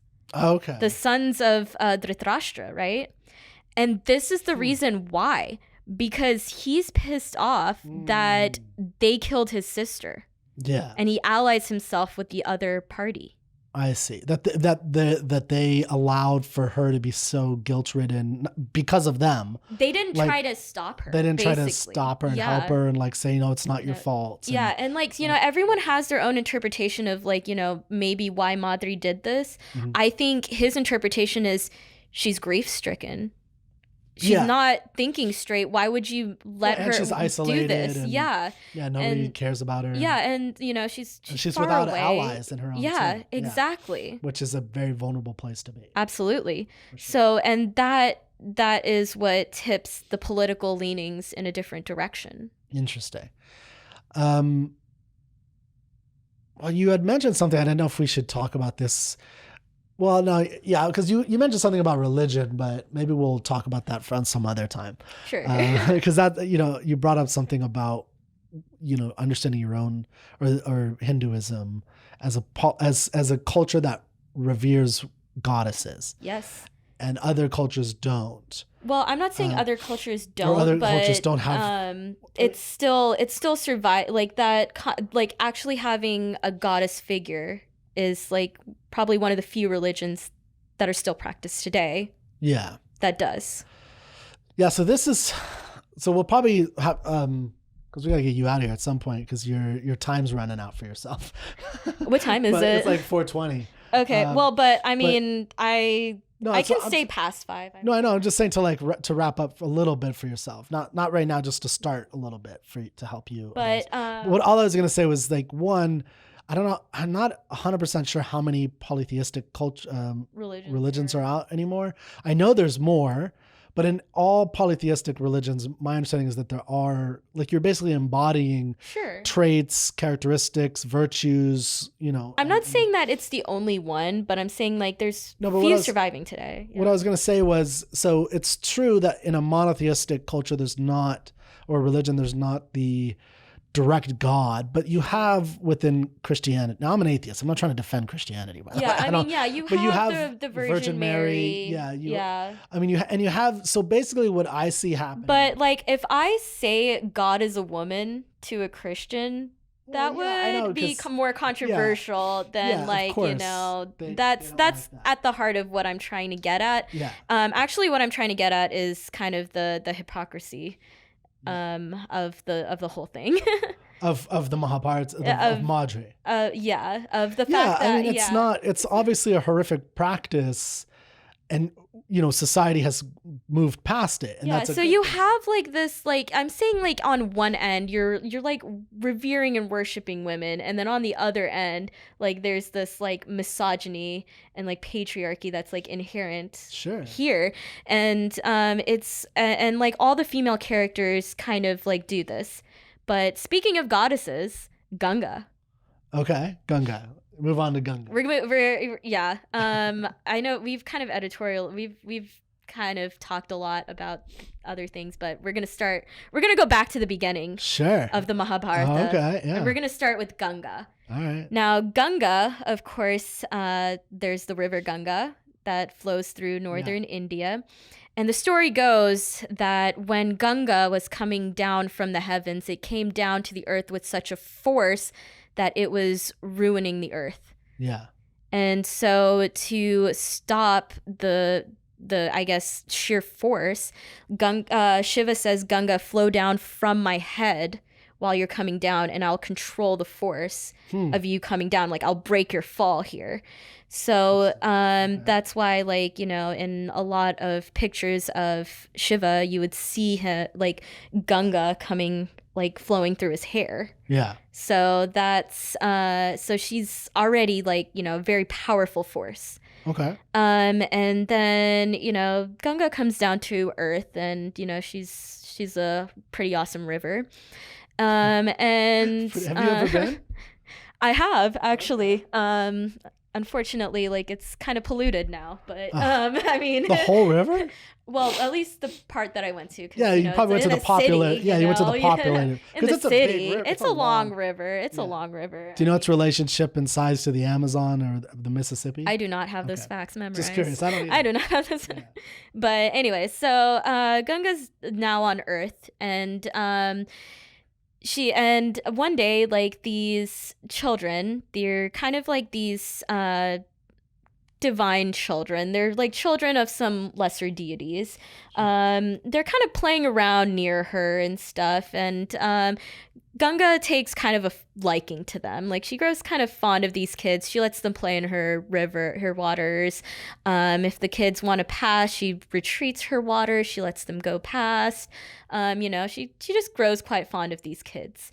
One day, because these kids are kids, they decide they're going to commit a third-degree felony and steal a calf. Okay. And stealing it. Okay. They're gonna go steal this cow. And this cow just so happens to belong to a holy man. Okay. Sage Vashishta. Sage Vashishta. Yes. Okay. So these kids, they're kids. They're just like, what sounds great. We're gonna go steal this cow. So they so they're just like, Ganga, we need to get across the river. And Ganga's like, yeah, sure thing, buddy. Like, and she retreats her water. She lets them pass. And she's just like, and they're just like, okay, great. So they steal the cow. They bring the cow back to Ganga. And Ganga's just like, hey, you got a cow now. That's cool. There's like, okay. Or whatever. And they're just like, yeah, we took this cow from this guy. Can we pass? And she's just like, okay. Hold on, kids. You didn't steal that now, did you? Yeah. And all of a sudden, the Vashishta runs up on them and he's just like, you kids stole my cow. Yeah. You better give it back now. And the kids are just like, no, my cow or whatever. And Vashish's just like, no, this is wrong. You've stolen something from me. You will pay the price. I curse you to live out your days as a human being. All 8 of you. Okay. There are 8 kids. They're mini divines. Yeah. They're like kind of divine. So he curses them with mortality. With mortality. Got it. Yes. Okay. You're now cursed to like live out a lifetime as a human. Get old and die. Yeah. As a human, all 8 of you. And then Ganga like kind of intervenes. Like I guess she feels a bit maternal towards these kids. She's just like, hey, look, they're just kids, okay? Like, I'll get them to give them your cow back, just like take it easy, man. Like, yeah, sure. And she defends them. And she defends them. Yeah. And so what happens now, so now like Vashishta is still angry about this. He's just like, you're defending them as if you're like, their mother. You are also complicit in this. I saw you retreat your waters to let them pass. Like, you are also to blame for this. I curse you to take human form as well. Human form. Yeah. Okay. And also like and you will be, and because you've been so maternal towards them, you're their mother. You have to bring them into this world. Okay. Or whatever. And Ganga's just like so Ganga's just like, look, to be fair, this was all the fault. Like, one of these kids was the ringleader. Did humans exist before this in the story? Yes. Okay. Yes. So there were humans. This is not the birth of humans. This is not the birth of humans. Okay. This is just like curious. A story. Because it started sounding a little like the Eve story in a different No. form, but okay. No. So it's not the first mother. This is not. No. Okay, keep going. And so, because again, like the sage, the holy man, he is human. Okay. And so like the sage is just like, all right, fine. If you're so adamant about like, giving these kids a lighter sentence, whoever was the ringleader of this operation, you live your whole life as a human. Everybody else, you get a shorter lifespan. Okay.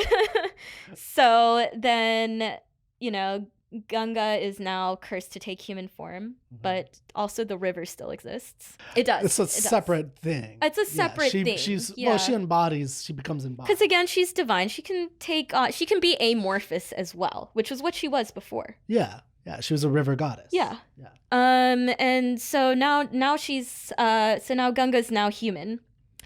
And she's walking around the riverbanks and she meets a guy named King Shantanu. I know him. I've heard of him. He's in our show. This guy. He's in our show. Yeah. What does Shantanu do? Oh, crap. Quiz. Hold on. Give me a hint. Shantanu. What does he do? He sees a pretty lady and he says... Oh, so is this the one? Oh, okay. I'm starting to remember this because I wasn't ever on stage for this. So I was like less paying attention. Mm-hmm. Okay, so wait. So he sees a beautiful woman and wants to be with her, basically. Yeah, he wants, and he proposes marriage to her. Yeah, and this is like a woman that's by like a river or something. Mm-hmm. Is that Ganga? And that is Ganga. Oh, got it. Okay, and I remember this in the Peter Brook version too. Like, there's the whole sequence of this. Okay, now I remember. So we don't actually show that. We actually just is this the babies in the rivers? Oh, okay. That's the babies in the river. Okay, cool. So you were telling the story of Ganga and the river goddess. Yes. And I just so she so Ganga... Wait, who's the king now? Oh, Shantanu. Shantanu sees her by the river, wants to have her, and then I was remembering that this is a scene that we have. Yes. Which is the throwing the babies continue. in. Yes, so King Shantanu sees Ganga, and he proposes marriage to her.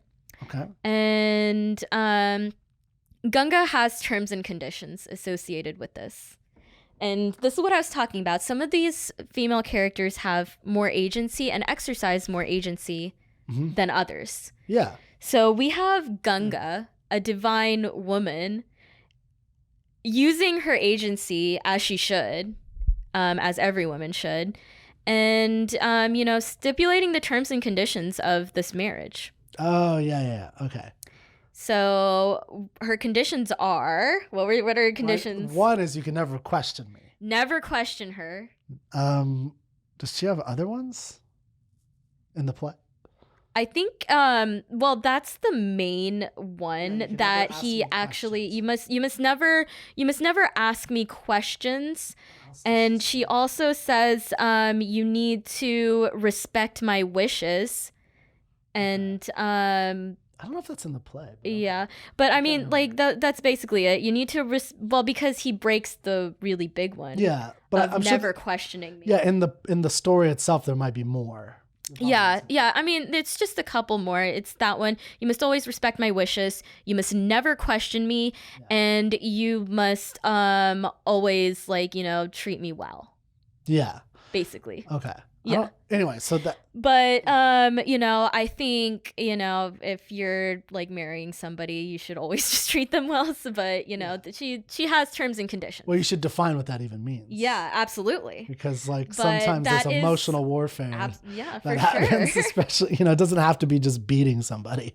You can just make them have a miserable life. Yeah, I mean you can you can be really mean to people, but I think that's unfortunately common. Anyways, Shantanu says done.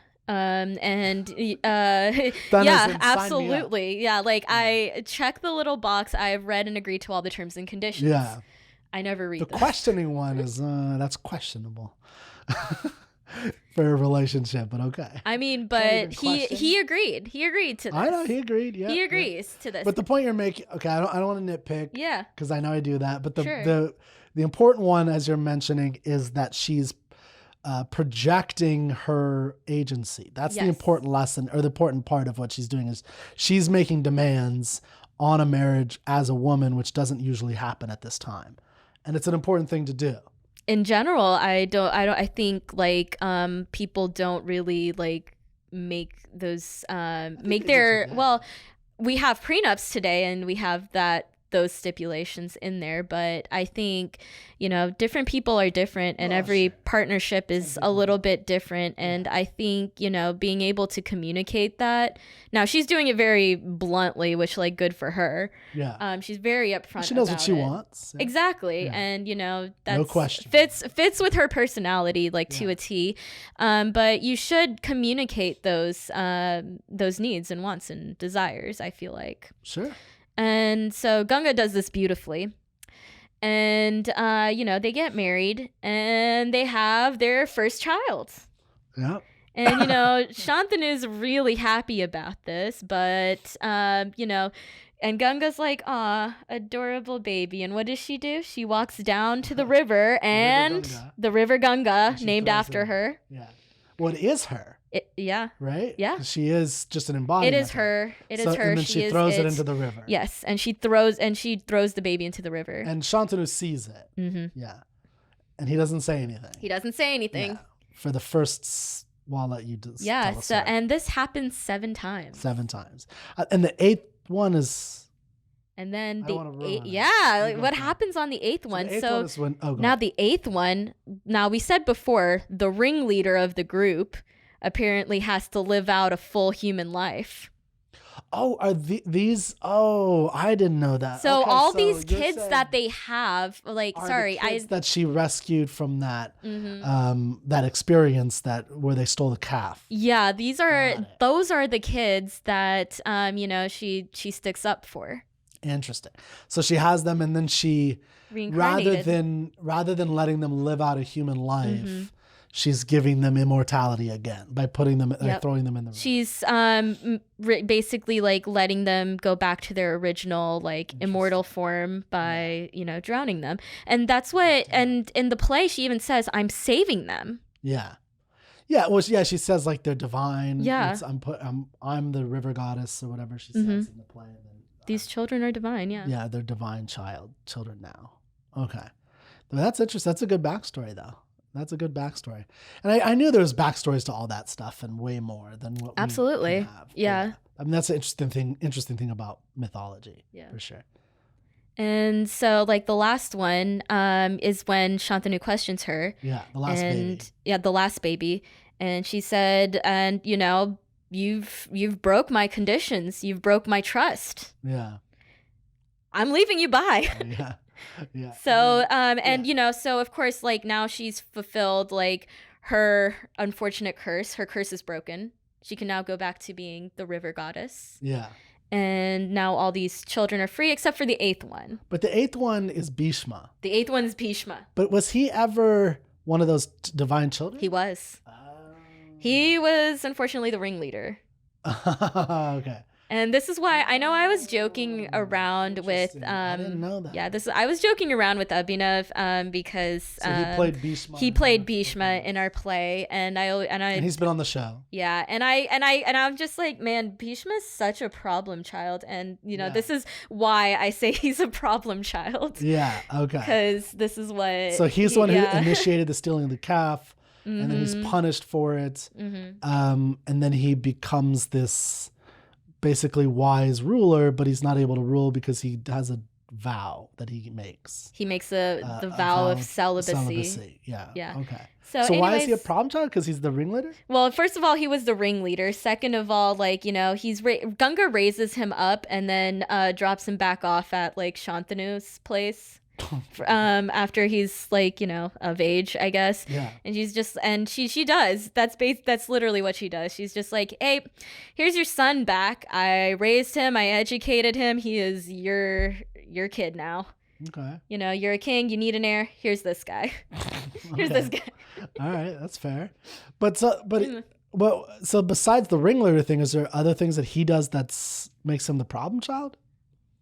Yeah, well, okay, here's what it is. I feel like some of the things he does had good intentions, but then kind of ends up blowing up in his face. Oh, like his vow itself. There's his vow itself, because again, he is able to be like, he could have been like this really great king. Yeah. But what does he do? He like takes a vow of celibacy so that way his dad can marry our next woman, Satyavati. Satyavati. Mm-hmm. Yeah. And I like Satyavati. I have an aunt named Satyavati after the character. Really? Well, yeah. So yeah, and like the whole thing kind of reads more or less like a Cinderella story, right? Okay. So the story goes that some dude, I don't know why everyone's like getting freaky in the forest, but apparently that was the thing to do back then. But anyway, all right, because this is what I do. I want to analyze that. I know because there's something there. But like, I don't know. I want to say it's like a representation of the natural world. Yeah, like, I think that's probably natural. There's something wild.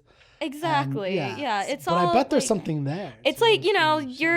you're indulging in desires that, you know, Carnal are like, you know, completely natural, but then, you know, if you're like royalty, you need to be like more restrained or whatever. But like, Yeah. you know, out here, like, you know, you're free from those You're just like, restraints. it's closer to animal. You know, yeah, It's closer to the animal we're all animals versus the civilized. Absolutely. Yeah. So that's probably like the interpretation here, but You brought it up. I was just pointing. no, I mean, I'm just realizing that like as I'm telling these stories. But anyways, this king is in the forest masturbating, as apparently one does in this time. And This time we talking about? I don't know. There's so like much masturbation was outlawed in 2000. Not what I was saying. It's just okay. But the fact that they're in the forest, you know, okay. like yeah. If you're by yourself and I don't know, whatever. I don't know, whatever. So, anyway, so this king is like, you know, masturbating in the forest, and he finishes, and yes, okay, on a leaf. It's in our play. Oh, that part. It's in our play. Yeah. We didn't put the masturbating in. No, but we started afterwards. Yeah. Anyways, the sperm on a leaf. Yeah, and you know, the king's just like, well, my wife and I are trying for a child. Maybe I should take this leaf to her via my trained bird here. A stork? Yeah. Hey, that would be a great one. Yeah, there you go. But anyways, this bird drops this leaf into the ocean, and a fish eats it. And a fisherman catches the fish and cuts it open, but surprise, there's a baby girl inside this fish. Who smells like a fish. Who smells like a fish because she was a fish. Yeah, who is this again? Satyavati. That's Satyavati. Okay. Yes. Okay. So this fisherman takes her in, adopts her, raises her. And you know, she grows up. Unfortunately, she smells like a fish, but she meets this another like traveling rishi, hermit type person. Okay. And he's just like, my God, you're so beautiful. You smell like a fish though. What if I made you smell good? The first neg. Yeah, the first. Oh God. Hey, you're beautiful. You kind of smell like a fish. Like, what? Okay. I mean, also, like, I don't think it helps the fact that, like, you know, she's the daughter of a fisherman. Yeah. But, I mean, whatever. She's probably used to it. Who knows? Well, she's used to it, but he was. I mean, everybody nagging. around He was making her her feel maybe. bad. I don't know. Sure. Yeah, he made her feel self-conscious. But anyways, he makes her smell like beautiful or whatever. You know, they get it on. They make love. This is the fisherman or Shantanu? No, the Satyavati and this traveling saint. Oh, okay. Yeah. I remember that. All right. Because she gives birth to Vyasa. This is Vyasa's origin story. Okay. Her child is Vyasa. Yes. I know Vyasa, but okay, keep going. Sorry. And her child is Vyasa. Okay. You know, and she's raising him, you know, doing her thing, but then Shantanu comes by. And he's just like, man, you're so beautiful. Will you be like my queen? Yeah. So like Shantanu. This is after she was with the traveling. Mm-hmm. Yeah. Does she already have the baby? She has the baby. Oh, she has the baby. Okay. She has a baby. She has the baby. But he was a divine, so that he gets a pass in terms of staying with her. What? The king? No, the divine being that first slept with her. Oh, I mean, it's like, so like this is like kind of like murky. So like, you know, I don't think he doesn't take a vow of celibacy or anything. He's just like the divine. He's like this guy's just like a priest or something. Oh, like, he's not a. Yeah. I thought he was like a god or something. No. Oh, okay. He's like a priest. Yeah, he's like a priest, you know. Yeah. But he doesn't stick around. He leaves. That's where things are a little bit murky. Like, you know, you have some interpretations of like, oh, he just raises Vyasa. Oh, okay. You know, basically, he takes Vyasa. He raises multiple him. stories. Yeah, So. I think like I think the best like implication is that like he takes Vyasa and decides to like, you know, raise him or whatever, and or maybe he sticks around for a little while, but he doesn't. There's no like real official marriage here. Okay, got it. You know, makes sense. So he's gone. Shantanu sees her. He wants to marry her. Yeah. But then, you know, she's just like, you're a king. I'm a fisherwoman. Like, I don't believe you. So she decides to get her dad involved in this because already, like, you know, she's probably been burned before by this priest guy. Yeah, exactly. Okay, yeah, because he probably promised marriage or something. He probably made all sorts of promises, or maybe she thought he made some sort of promise because he was a priest. Yeah, she thought she could trust him, so she decided. That's a common story. Yeah. So, I won't analyze. Yeah, no, that's probably like, I mean, that's probably what happens right there. Yeah. And so she decides, like, you know what, I'm gonna get my dad involved in this. Like, she's just like, you know what, you want to propose marriage? Ask my dad. Yeah. Ask my dad to marry me. Mm-hmm. Yeah.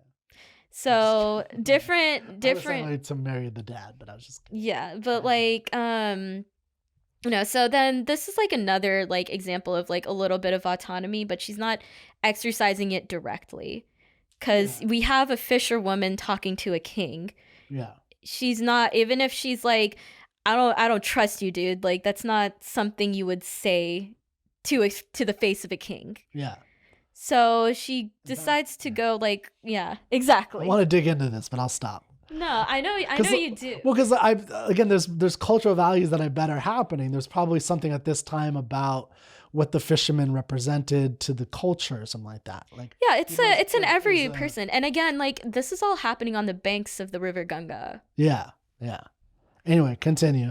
And so no, like, what that's really relevant. Like, this is all happening on the banks of the river Ganga. Yes. These fishermen, and so Shantanu goes to her father, and like her father's just like, okay, you're a king and you're proposing marriage to my daughter. Like, I want to say yes, but like, you know, I want my grandchildren to inherit the throne. Like, you know, this has to we need to get something out of this, you know? Yeah. And well, I know what happens. I'll let you say. Absolutely. No, like that's... at least I know what happens in our play. I mean, what happens in our play is what actually does happen. Yeah. Like, only on the condition that, like, you know, our grandchildren and like their children like get to inherit the throne. But then now we have Bhishma, the problem child, once more. Although he's trying to be helpful. Bhishma is a problem. Trying to be a good son. Well, yeah, it's of no fault. Like, you know, it's best laid intentions. Such a weird thing to do. He's like, yeah. But Bhishma is a problem because Bhishma is supposed to inherit the throne. Yeah.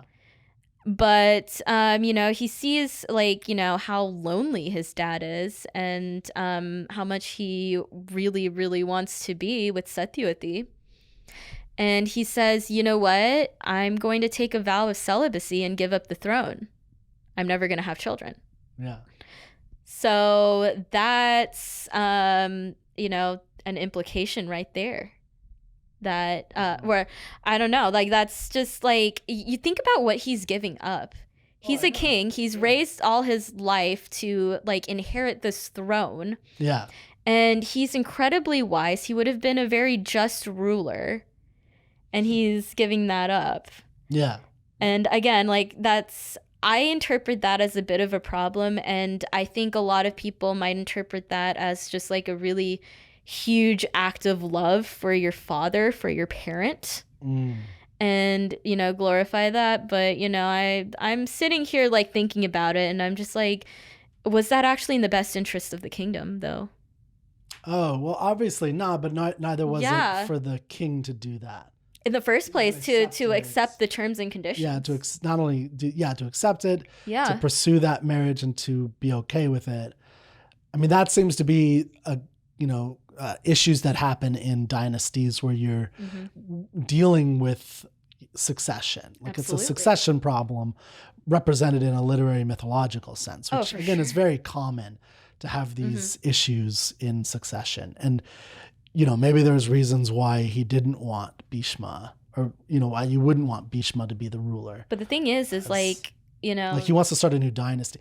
It's not the same parallel, but Antony and Cleopatra, like part of what they're trying to do is trying to start a new dynasty. Right. That's like they're trying to combine a kind of Alexander and Roman, and they're trying to like do their own. That's part of what's at stake. Sure. To some degree, which I think is like an interesting, like it's somewhat similar, I think, in the sense of that may be what this is representing, is like this king who wants to start a new track of his dynasty for some reason, and Bhishma to avoid a civil war, because if the father says I'm going to go with this person, then Bhishma is going to be at a civil war with this new string. And that's definitely it. There's like all these, so like there's like the, I guess the kind of like good value of like being of like loving your parents and making that sacrifice for them. I mean, I think that's the main thing it's showing. Yeah. But then there's also like we can interpret this politically as well. Yeah. So that's definitely like another interpretation of this. So anyways, so Shantanu and Satyavati get married, and this is where what I say, like this is like a Cinderella story. She goes from a fisherman's daughter to becoming a queen. Yeah. So then Shantanu has 2 children with Satyavati, and Bhishma, being a good older brother, when they grow up, decides to broker a marriage for those guys. Okay. Now Bhishma is doing all sorts of statecraft behind the scenes. Bhishma is? Okay. So these marriages, like, sure, they're political, but they're all like, he mates a lot of political matches. He made the match for between Madri and Pandu, that political marriage. He did, I believe, also the one with Kunti as well. He does Gandhari's marriage to Dhritarashtra. Dude is like, trying to solidify power here. Sure.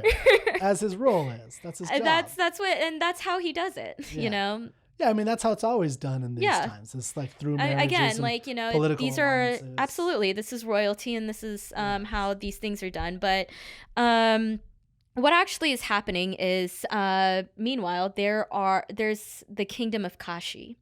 Okay. Kashi's a real place. Okay. Go there today. It's on the banks of the Ganga. Okay. It's actually a very holy city. A lot of like temples and things like that there. I'm really simplifying this here, the relevance to Hinduism here, but moving on. They're holding a Swayamvara for their 3 princesses. A Swayamvara. Wait, I know what this is. I remember I asked you this. Hold on. During the play. Hold on. You asked me this right before I was supposed to get on stage. Because I thought it was something way different. I thought it was way different than what it was. Because hold on. So this is, I want to see if I can get this. Yes. So this is when you do contests to select the optimal male to marry the woman.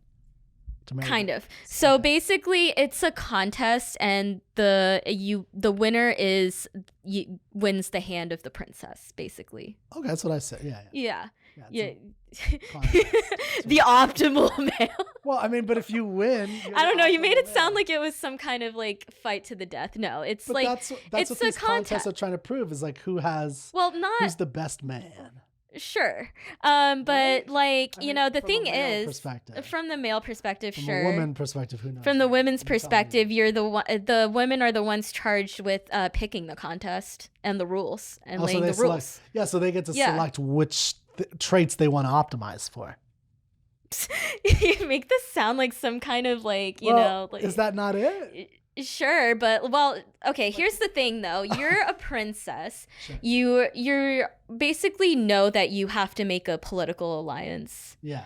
But let's say you actually fall for somebody. Like you meet a prince from another kingdom, and Yes. you know, you I actually have real feelings. yeah, you actually love this person, but you don't know which way the political leanings of your country are going to sway. So so, you know, the one thing you can have at your disposal is to say, I'm only getting married by a Swayamvara. Yeah.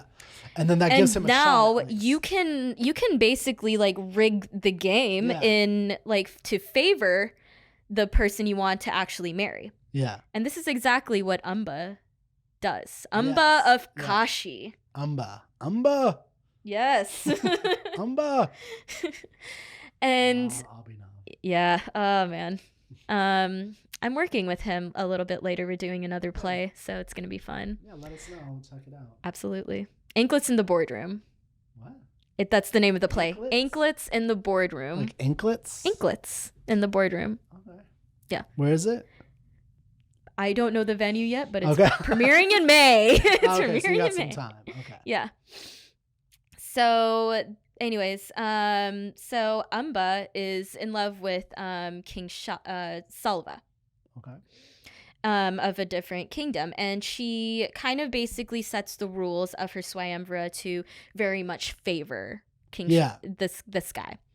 However, Bhishma and you know, his younger brothers are not invited to this, and that's a big slap in the face to the kingdom and the country. And Bhishma comes in like guns blazing because he's pissed off about it, and wins the whole competition. Because Bhishma does. Because again, Bhishma's also a really great warrior. Yeah, he's like the greatest warrior until Arjuna. Yeah, basically. Maybe even Karna. I think Karna might have been better than Arjuna if there wasn't some trickery involved in his downfall. But anyways, so there's Bhishma comes in, guns blazing, you know, wins the whole Swayamvara, not just Amba, he also like wins the hand of the two younger sisters as well. Oh, he wins everything. Yeah. See, Ambika and Ambalika. So what kind of male is he? I don't optimal. He's the optimal. He's the best. He's the problem child. I'm still male. He wins everything. All the ladies and optimal male and problem child. He's what kids today. What do they call it? Not alpha. Male? No, not alpha. What's the other one? Sigma. Have you heard of this? I've heard of this. Yeah, so he's a Sigma because. Are we going to talk about skibbity? I don't even know what that is. Yeah, I've heard kids use that term. But like he's Sigma because he wins all the women, but he actually has a vow of celibacy, so he didn't even want them. So he wins. He's able to win, and he usurps the whole system. Okay. That's I think what the kids. Think that's okay. Is that what the kids say these days? I know they talk about Sigma as like there's alpha, beta. They're playing a certain game, and Sigma is basically not their even own game. Yeah, like they're part of a hierarchy, and Sigma is like just outside of it and above it. Like he's so much better. Oh man, I feel like this is all just indoctrination for the kids to like rush a frat. To what? To rush a frat. Oh, like to get into Sigma? It could be just all advertising for, you know, Kappa, Beta, Sigmas or whatever. Yeah, whatever. Anyways, yeah, me neither. I feel like they're a little culty, but anyways, moving on from there. It is 5, by the way. Okay, 5. No, I would like to eat at some point before my play. Yeah, can we do like 30? I'll do 30 more minutes of this. 30 more minutes? Okay. I want to wrap this. I'm going to wrap this up. Shit, all right. All right. So anyway, so Bhishma, you know, gets these princesses, and takes them back to their kingdom, or he's trying to. But then Amba's like, no, I'm not. I don't want to go with you. I'm in love with this other king, like, or whatever. We're basically engaged. I don't want to go with you. And Bhishma's just like, okay, you don't have to come. Go with them. Go with that guy. He's got a vow of celibacy anyway. Yeah, like or whatever. Like he leaves with the other two princesses. So then Amba runs to King Shalya and says like, we can still be together. But Shalya rejects her. Okay. Why does he, or Shalya, Salva, sorry. Salva, I misspoke. Oh, is that who? King Salva. he plays. Chetan plays. No. Shalya is Madri's brother. I'm talking about King Selva. Sorry, I misspoke. King Selva.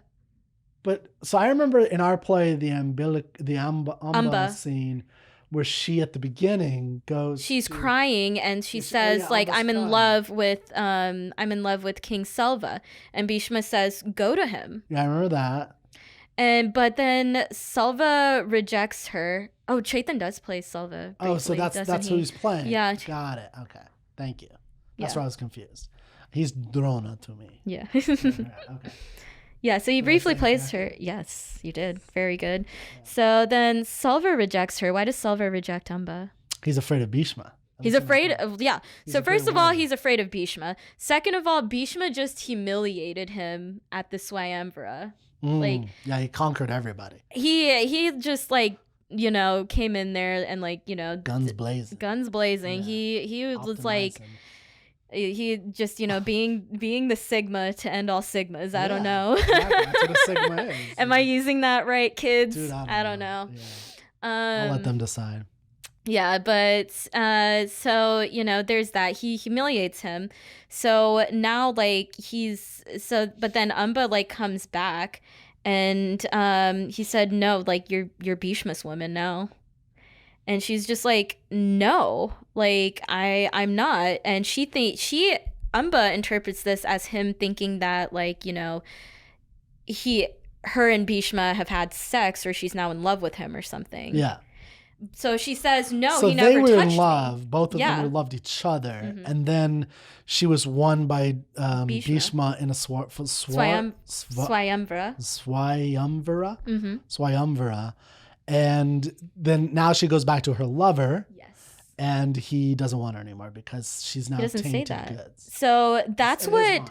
Yeah, and like, well, I mean, there's all three of those things. You have some guy come in, completely humiliate you.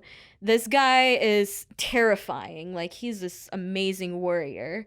You know, taking her back might lead to a war between your two kingdoms. Mm-hmm. And then, like, you know, there's the whole, so, you know, like, all those things tied together. Yeah. Like, he rejects her. And so Amba goes back to Bhishma and says, hey, take me back. And he's just like, no. Yeah, you left me. Yeah, you left me. And she's just like, well, let me marry one of your brothers. Like my sisters married your brothers. Like, you know, take me. Why don't you marry me? And he's like, no, I took a vow. I'm not going to marry you. And or whatever. And so now she again has nowhere to go. She's homeless. She doesn't have anywhere to go. Nobody wants to marry her. Nobody wants to marry her because they're still afraid of Bhishma. Yeah. And so now, like, you know, she decides, I'm gonna kill you, Bhishma. Yeah. I'm gonna kill you. You've ruined her life. You've ruined my life. Sure. I'm going to kill you. Yeah. And because she was genuinely in love with this guy, the other guy. Yeah. And then Bhishma wins her.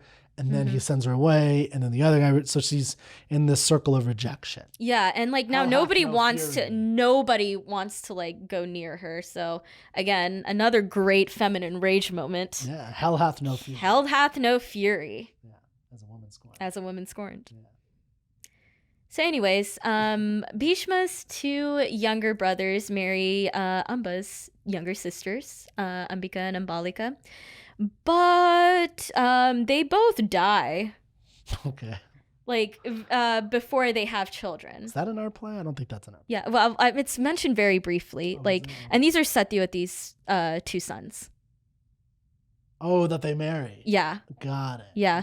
These are Satyavati's two sons, and they unfortunately pass away like before they have children with their wives. Mm-hmm. So Bhishma, of course, can't. Oh, and they were supposed to have children. They were supposed to be the heirs. They needed to make their. You know, where does the line end here? Because so Satyavati had the vow with so Bhishma said, "I'm not going to have kids," because she wanted to have, you know, to make sure that her sons were taken care of and they were heirs to the kingdom, or her father did anyway.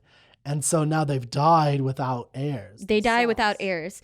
Yeah, and that's why, like, in that play, like, we say, well, then our story can't continue. So who did they? Yeah, absolutely. Well, I mean, I'm like about to get on there. But I remember them saying that. Okay. But then, like, our story cannot continue. But so who did they do? What did they do? They bring in Satyavati's first child from the priest, Vyasa. Oh, okay. Interesting. And that's when they say, hey, Vyasa, why don't you make heirs with these two princesses? Oh, okay. And that Vyasa, that's the narrator of the whole thing, or just our play? Well, he's supposedly the writer. That's who's attributed. Of the Mahabharata. Yeah. But he's also the founder of this the heir of this kingdom at this moment. Well, technically not the heir, but he's the thinking is that, like, we can't use Bhishma, who has like the vow, but he has Shantanu's blood. But we can, so he will not be able to have children. But now we have someone with Satyavati's blood, which was the most important thing to, her and her dad in terms of their marriage, is that, like, Satyavati and Shantanu. Yeah, remember when Satyavati married Shantanu, her dad was just like, I want her children to be on the throne, and to inherit. So now, like, Vyasa has Satyavati's blood, so her DNA. So, like, his children can sit on the throne now, and they wouldn't be Bhishma's children being sat on the throne. So Vyasa comes in, and keep in mind, Vyasa has been living in the forest, raised by, like, a hermit his entire life, and so apparently, as one does, and he had a very different upbringing to, like, royalty and princesses. So he probably looks 14 different types of crazy. He probably doesn't have manners that would have been expected of him. This part, okay. We represent this in the play. Yes. Okay. He doesn't have the manners represented by this. He's ugly. And I mean, he's ugly. Like, frankly, like, you're living out in the forest, like, your hair is crazy and your beard's crazy, and he's not civilized. He doesn't look like a person. He's not cleaned up. He's not royalty. He doesn't have manners, and so when he meets, like, the first princess, Ambika, she is terrified of this guy because, again, he looks like a wild man. He's a wild man, wolf man. Yeah, he lives in the forest. He's basically feral. Apparently they're not reading a lot of the fantasy books today. I'm not touching that. But you know what I'm talking about? There's so many, like, this thing on TikTok of, this is like a fantasy. Look, if you read smut, you can say you read smut. I have no problem with that, but I actually don't read smut, but I look at what's popular because I want to be a writer. Sure. So I'm curious. Oh, you want to write smut? I'll write. I've written for sure. Yeah, I will definitely. Okay. Anyways, but anyway, so they're. She doesn't want the wolf man. Yeah, she's frankly terrified of this guy. She's scared of this guy. Yeah. So while they're having sex, she closes her eyes. Yeah, and he's offended. And he's offended by this. And in the play, we say that he tells her that her child will be born blind as a result. Yes. Yes, Dhritarashtra, and he is.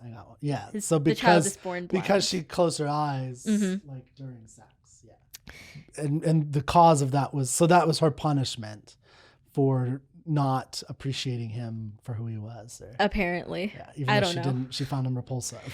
So, now her sister kind of learns from this, but again, she's still, like, terrified of this guy, and he doesn't smell nice either. Yeah. Her name's Ambalika, the third princess, actually. And but she's terrified the whole time. She doesn't close her eyes, but she's terrified the whole time. Wait, does she go pale? She goes pale with fear. With fear? Okay. And as a result, her child, Pandu, is born pale and sickly. Pandu the white, or Pandu the pale. The pale. He's pale and sickly. Yeah. As a result. Which is why he can't have kids himself, right? No, that's because he got cursed. Oh, the vow. That's right. Yeah. Okay. He gets cursed. Yeah, because he kills the two people having sex. Where? In the forest. In the forest, yes. Yeah. There's a Broadway play. Instead of Into the Woods, Into the Sexy Forest. I don't know, just all the people having sex in these plays. You know, like I said, like we've gotten back to why that is. But anyways, so now you have two children in line for the throne, two potential heirs. But you can interpret that as like two children who are both disabled. Yes. Yeah. So you have like, you know, the so they can't be blind kings, king, really. and then you have one that's ideally they're not. Yeah, ideally they're not kings because, like, again, like, you know, a king is supposed to be the strength of the kingdom. Yeah. Right, and neither of these two are cutting it. So, you know, Satyavati tries to get Ambika to go back, the middle princess, to go back to Vyasa and have another kid. But Ambika is not having it. She is traumatized by the experience. 0 out of 10. Okay. And is that her instead, on Tinder? 0 out of 10 or something? Yeah, she leaves a Yelp review, and she's just like 0 stars. Would not recommend. Anyways, No service for this guy. Yeah, not hard pass. And so instead she sends her maid. But the maid, maybe because she's a maid and she's seen like grosser things in her life, she's not bothered by Vyasa. She's not bothered by his appearance. Yeah. She doesn't care about his manners, probably because she's not a princess either. Mm-hmm. She's just closer. She's just a person, you know, and you know, maybe, I don't know, headcanon, maybe they bond over like being surrounded by royalty while not being royal themselves. I don't know. Yeah. But you know, she's nice to him, and she ends up having a son, a good son. And here is where I learned something a little bit different. So, growing up, I was told this son is Sanjaya. Who I also play. Oh, yeah. Okay. Sanjaya, the great scholar and politician. Yeah. An advisor to King Dhritarashtra. Yeah. But not necessarily. So in other versions of this story, probably actually the more accurate version of the story is this child is named Vidar. Vidar, with the V, Vidur, Vidar. Oh, Vidar with the D, yeah. V and D. Interesting. Vidar. And this child also grows up to be this great scholar and advisor to the king, but he doesn't get the divine sight that Sanjaya does. So Sanjaya has this power, is gifted this divine power to see everything on the battlefield, everything everywhere all at once. Yeah, I got it. Mm-hmm. I didn't see that one, but yeah, it has basically omniscience. Yeah, it's called in Sanskrit it's called the Divya Drishti. What? Is that where your name comes from? Divya means divine in Sanskrit. Drishti means like vision or sight. So divine vision. The divine vision. Okay, so you're just divine. Okay. But you don't got the vision, unfortunately. Yeah, I wish I did. Like, you know, I gotta wear contacts. But would you prefer divinity or vision of everything if you had a choice? I mean, I'm already mortal. I'm gonna go with the vision. You want the vision? Yeah. Okay. Yeah. See everything. I'm okay with that. Yeah.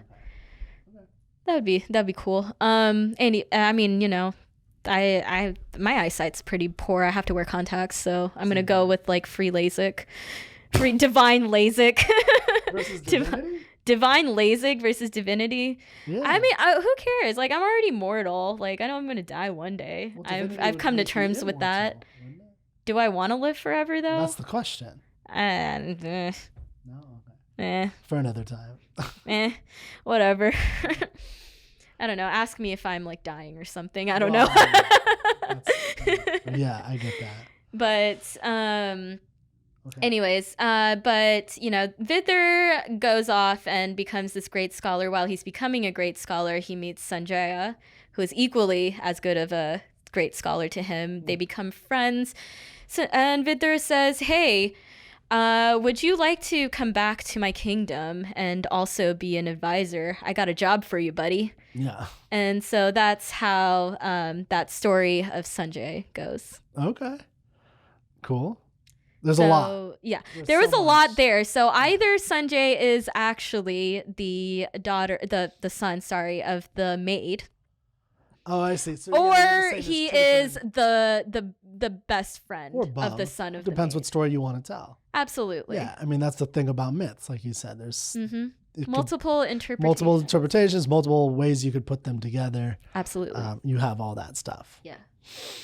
Okay, All right. I'm starting to get hangry. We're starting anyways. So now we've gotta gotten eat to we've basically come full circle now. So now we Yeah. have Pandu and Dhritarashtra, Okay. and we come back full circle to Madri and Kunti and Gandhari, where we Yeah, you started. got- yeah. Yeah, so this here is we go. what you just did was the first 10 minutes of the play. Right? Because the play, like, it sums up everything you did in the most abstract way. Yeah. But what you just talked about was if that. It was like we just and there's probably a lot more you could say about this beginning part. I didn't even and like that's- talk about Draupadi. Yeah, exactly. We didn't get, but I'm just saying like there's just so much to the story, and like what we did in that little version was just you talked about. We did that in 8 minutes. Yeah. But you covered none of it, so there's none of the we had no idea what was going on with the throwing the Ganga and the rivers. I didn't really understand anything about the Bhishma story.